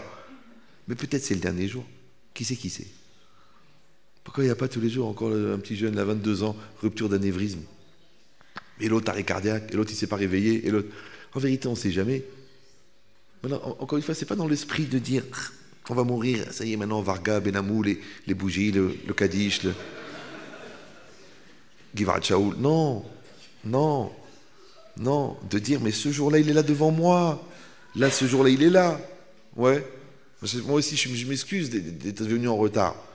Mais si vous avez bien écouté, je vous ai donné au moins 6 cours. Donc vous n'avez pas tellement perdu. Vous avez perdu 1 heure, vous avez gagné 6 ans. Ouais. Ben c'est pareil, parce que j'ai dit ce moment-là, il est bon. J'avais une peur dans la voiture, j'ai dit ils vont se fatiguer, ils vont partir. J'ai dit que le bon Dieu, il pense que je ne suis pas apte à leur donner quelque chose de valable. Alors il trouve un embouteillage, comme ça ils s'énervent, ils se partent. Alors j'ai dit si ils restent, je vais leur donner le meilleur. Ça s'appelle Metoukash à Oved. Elle est douce, le sommeil. Moi je vais bien dormir ce soir. Parce que je suis un peu mort pour vous. Ouais. Mais c'est comme ça qu'on vit. Donc toi, tu dis, je donne le meilleur. Maintenant, pour donner le meilleur, il faut sacrifier le mauvais. Donc quand tu sacrifies de la gahava, tu donnes de la hanava. Ouais. Quand tu enlèves de l'égoïsme, tu donnes de la générosité. Quand tu as peur, tu donnes du courage. Quand tu casses ta flemme, tu donnes du travail. C'est comme ça la vie. Donc Hachem, il a créé le mauvais pour qu'en détruisant le mauvais, on fasse apparaître le bien. Mais il y a des gens qui n'ont pas compris que le bien existe. Alors ils entretiennent le mauvais. Parce qu'ils croient que la carapace du mauvais, elle les protège. Et ça, c'est Araudon Kolo, c'est la dignité du nul. Et ça, c'est l'orgueil. Maintenant, quand vous faites ce travail en même temps de sourmera, donc on a expliqué comment on se protège, comment on crée l'étanchéité. Ouais. Donc déjà, d'avoir le respect de ça pour éviter que ça pénètre. Et à part ça, que quand ça a pénétré, on a une capacité d'étanchéité pour dire, maintenant le problème il est là, mais moi je le gère. Ouais. Ou au contraire, on laisse les portes ouvertes et on dégénère avec le problème. Qui c'est qui a fait ça? Caïn. Quand Hachem lui a dit où il est ton frère, il a dit est-ce que je suis le gardien? Parce qu'il n'a pas compris que Dieu lui a tendu la main. Mais qu'est-ce qu'il a dit à Adam Rishon quand il lui a dit Ayeka? Il a dit j'ai fauté. Ça, c'est les 2 comportements qu'on peut avoir devant la culpabilité. Est-ce que je vais reconnaître la faute et je vais commencer à la réparer, ou je vais être dans le déni et je vais m'enfoncer dans l'erreur? Maintenant que tu refuses ta responsabilité devant ton enfant, ou tu refuses la responsabilité devant ton conjoint, ou tu refuses la responsabilité devant ta Avera, ou tu refuses la responsabilité devant ton Yetzera, c'est la même chose. Donc tu peux être ou Caïn ou Adam. Si tu es Adam, tu dis ok, j'ai fait une bêtise, ok, donc je dois faire teshuva. Je dois faire teshuva sur la Avera, ok. Si je l'ai fait par ignorance, je dois faire teshuva sur la connaissance. Si je l'ai fait par négligence, je dois faire teshuva sur la négligence. Si je l'ai fait par manque de conscience, je dois faire teshuva sur la conscience. Si je l'ai fait par manque de réactivité, je dois faire la teshuva sur la rfifout. Mais la Avera, elle te montre la Khalishut. Et la Khalishut, elle te montre le programme. Si tu combles le programme, tu n'as plus de problème. C'est pour ça que le Yetzer Hara, dans le Midrash, il s'appelle Yetzer Tov. Il s'appelle Tov. Pourquoi? Parce que le Yetzer Hara, c'est le Chisaron. Le Chisaron, c'est les manques. Celui qui connaît ses manques, il sait sur quoi il va être éprouvé. Mais celui qui ne connaît pas ses manques, il va continuer à essayer de les combler. Et comment on comble les manques de Yetzer Hara? Avec des Averot. Comment ça s'appelle en français? Le laisser aller. Par contre, c'est le contraire. Tu n'es pas dans une logique de laisser aller. Tu es dans une logique d'aller, de travailler, de construire. Alors écoutez-moi bien. Donc quand tu es dans quelque chose de positif, tu vas, et ça devient un tremplin de réussite encore meilleur. Et quand tu es chasvé shalom dans un chemin de négatif, parce que tu n'as pas réfléchi, parce que c'était plus fort que toi, parce que c'était trop difficile, à ce moment-là, qu'est-ce que tu fais? Tu l'utilises comme une expérience et tu rebondis pour faire du positif avec le négatif. C'est pour ça que Tshuva Mi'ahava, les Sdonot, ils sont considérés comme des mitzvot. Les Averot sont considérés comme des mitzvot. Pourquoi? Parce que tu t'es servi du mal pour faire du bien. C'est ce qu'elle dit l'Agmara. L'Agmara, elle dit Kol haneheneh min ha'olam hazeh bli bracha ma'al. L'Agmara, elle dit Ve'im ma'al ma ya'aseh. S'il a mangé sans bracha, qu'est-ce qu'il doit faire? L'Agmara, elle dit Yelech etzel chacham. L'Agmara, elle dit Mais ma ya'aseh lo chacham. Qu'est-ce qu'il va lui faire le chacham? Maintenant, il a mangé la pomme sans bracha. Alors, pourquoi il va chez le chacham? Ça ne sert à rien. Parce que de toute façon, il a mangé la pomme. On dit C'est quoi son tikkun? L'Agmara, elle dit Yelech etzel chacham ve'ilmod al chod brachot. Ça veut dire quoi? C'est que dans la vie, tu dois être les khatrila. Tu dois être toujours les khatrila. Maintenant, si ça t'arrive, t'es Bedieved. Voilà. D'accord? T'as mangé la pomme sans bracha. T'as regardé cette femme qui était mal habillée. D'accord? T'as sauté le daf. Tu dis que tu l'as fait, mais tu l'as pas fait. T'as menti à ton fils parce que tu voulais te débarrasser de la pression qu'il te mettait. Tu es Bedieved. Qu'est-ce que tu dois faire? T'as deux solutions. Soit tu vas t'enfoncer encore dans le Bedieved, et Avera Goret, Avera, tu vas aller jusqu'au Gehinam. Soit tu vas arrêter. Tu vas mettre un garrot, tu vas arrêter l'hémorragie. Yelech etzel chacham, meizeh chacham, le chacham, va chez le chacham, ve'ilmod el chod brachot, c'est-à-dire que quand tu as été Bedieved, il faut que tu te remettes les chatrila. Et si tu avais appris la chod brachot, et si tu avais la hirat shamim, tu n'aurais pas oublié de faire la bracha. Donc ça veut dire que tu vas te remettre en position de l'echatrila. Donc vous avez résumé. L'echatrila, il faut être l'echatrila. Ça va? Si tu es Bedieved, il faut te remettre l'echatrila. Mais surtout, ne sois pas Bedieved l'echatrila. Vous me suivez ou non? Tu vas aller Pessah là-bas et tu sais que c'est pas cachère. Mais tu dis, bon, c'est Rabbanout. Après, tu arrives, c'est Beddin de Constantinople. Tu dis, mais c'est pas grave, je suis Mashgiar, c'est moi qui va faire la cache-route. Il y a 450 personnes, tu vas faire la cache-route, tu vas manger du Hametz, Baba. Pourquoi? Parce que tu es l'echatrila Bedieved. Donc je répète, tu dois être l'echatrila. Si chas shalom, tu as eu un accident et tu es Bedieved, tu dois te remettre l'echatrila. Mais surtout, tu ne dois pas être l'echatrila Bedieved. Que l'echatrila, tu mets l'enfant dans la mauvaise école. L'echatrila, tu sais que ça passe mal, mais tu fais comme si tu n'as rien vu. Que l'echatrila, tu sais que la cache-route, elle est bidon, mais tu manges quand même parce que tu dis le harbon, il est sur lui. Que tu sais que ça lui fait de la peine à ton conjoint, mais tu continues à le faire parce que tu dis, qu'est-ce que je fasse maintenant? Je ne peux plus, j'arrive pas, je ne supporte pas. Donc toi, tu es l'echatrila Bedieved. Il n'y a pas de Siyata Ishmaïa dans le Bedieved. Vous me suivez ou non? Pourquoi? Parce que c'est quoi Bedieved? Bédé Avad. Et Bédé Avad, c'est quoi? C'est que tu décides de ne pas maîtriser. Ça s'appelle le lâcher-prise. Et le lâcher-prise, Aoudon Kolo, c'est le laisser aller. Et le laisser aller, c'est le contraire de Bechou Kotaï Telechou. Et le bon Dieu, il ne va pas être avec toi dans le laisser aller. Donc les Khatrila, Dieu, il est avec toi. Si tu es Bedieved, tu es Choser l'Echatrila, donc tu reviens à Hachem, qui est l'Echatrila. Mais surtout que tu ne deviens pas l'Echatrila Bedieved. Parce que là, ça s'appelle RTV Hashuv, ça s'appelle que la boucha, il amène la tchouva, et que toi, tu t'es organisé pour ne pas avoir la boucha. Donc tu ne pourras plus faire tes choix. Donc on fait le contraire. Toute la vie, on travaille, on construit, étape, méthode, il y a des outils, il y a des sfarim, et surtout, il y a du travail. Si vous voulez faire ce travail, vous le faites. Il y a des rabbinim, il y a des gens, mais surtout, allez chez des gens qui se travaillent. Si c'est des gens qui enseignent, mais qui ne se travaillent pas, sautez par la fenêtre. Si vous ne sentez pas la ishiout, si vous ne sentez pas la vodat amidot, même si vous êtes impressionné par le discours, ça vaut zéro. Rien. Vous me suivez ou non? Si vous avez entendu de moi des choses intéressantes, mais que vous pensez que c'est de la culture, ne venez plus. C'est pas la peine. Ça sert à rien, ça va vous pourrir encore plus parce que avant vous ne saviez pas, maintenant vous dites, mais je sais, c'est encore pire. Le savoir, il n'est intéressant que quand il est vécu. Quand il n'est pas vécu, ça s'appelle comment la Gemara dit, un cochon avec un anneau en or. Oui. Il faut le contraire. Il faut que la connaissance soit vécue. Mais dans la connaissance vécue, ça s'appelle Yirat Shamayim. La connaissance qui n'est pas vécue s'appelle la culture. Regardez les goïms, tous les problèmes qu'ils ont avec la culture. Même quand elle est de très haut niveau. Donc il faut faire le contraire. Il faut travailler et construire jour après jour, travailler la mida, travailler le couple, remettre en cause, évoluer, assainir, purifier, aller vers l'enfant, prendre du temps pour lui, relire cette Gemara, reprendre ce texte, et réfléchir comment tu fonctionnes, qui tu es, tout le temps. Et au pire, tu seras mieux. Mais encore une fois, pas dans une logique d'angoisse. Mani. Non, dans une logique positive, qu'Hachem m'a donné la vie, que Baruch Hashem, sur les 7 milliards d'hommes, je fais partie des 0,02% de juifs, et sur les 0,02% de juifs, je fais partie des 5-6% qui ont compris la Ma'alat Torah, et que je suis mis dans un endroit de Torah où on peut évoluer, donc dans un esprit positif de construction, j'avance et je travaille, Bechokota et Telecho. Hazak Baruch.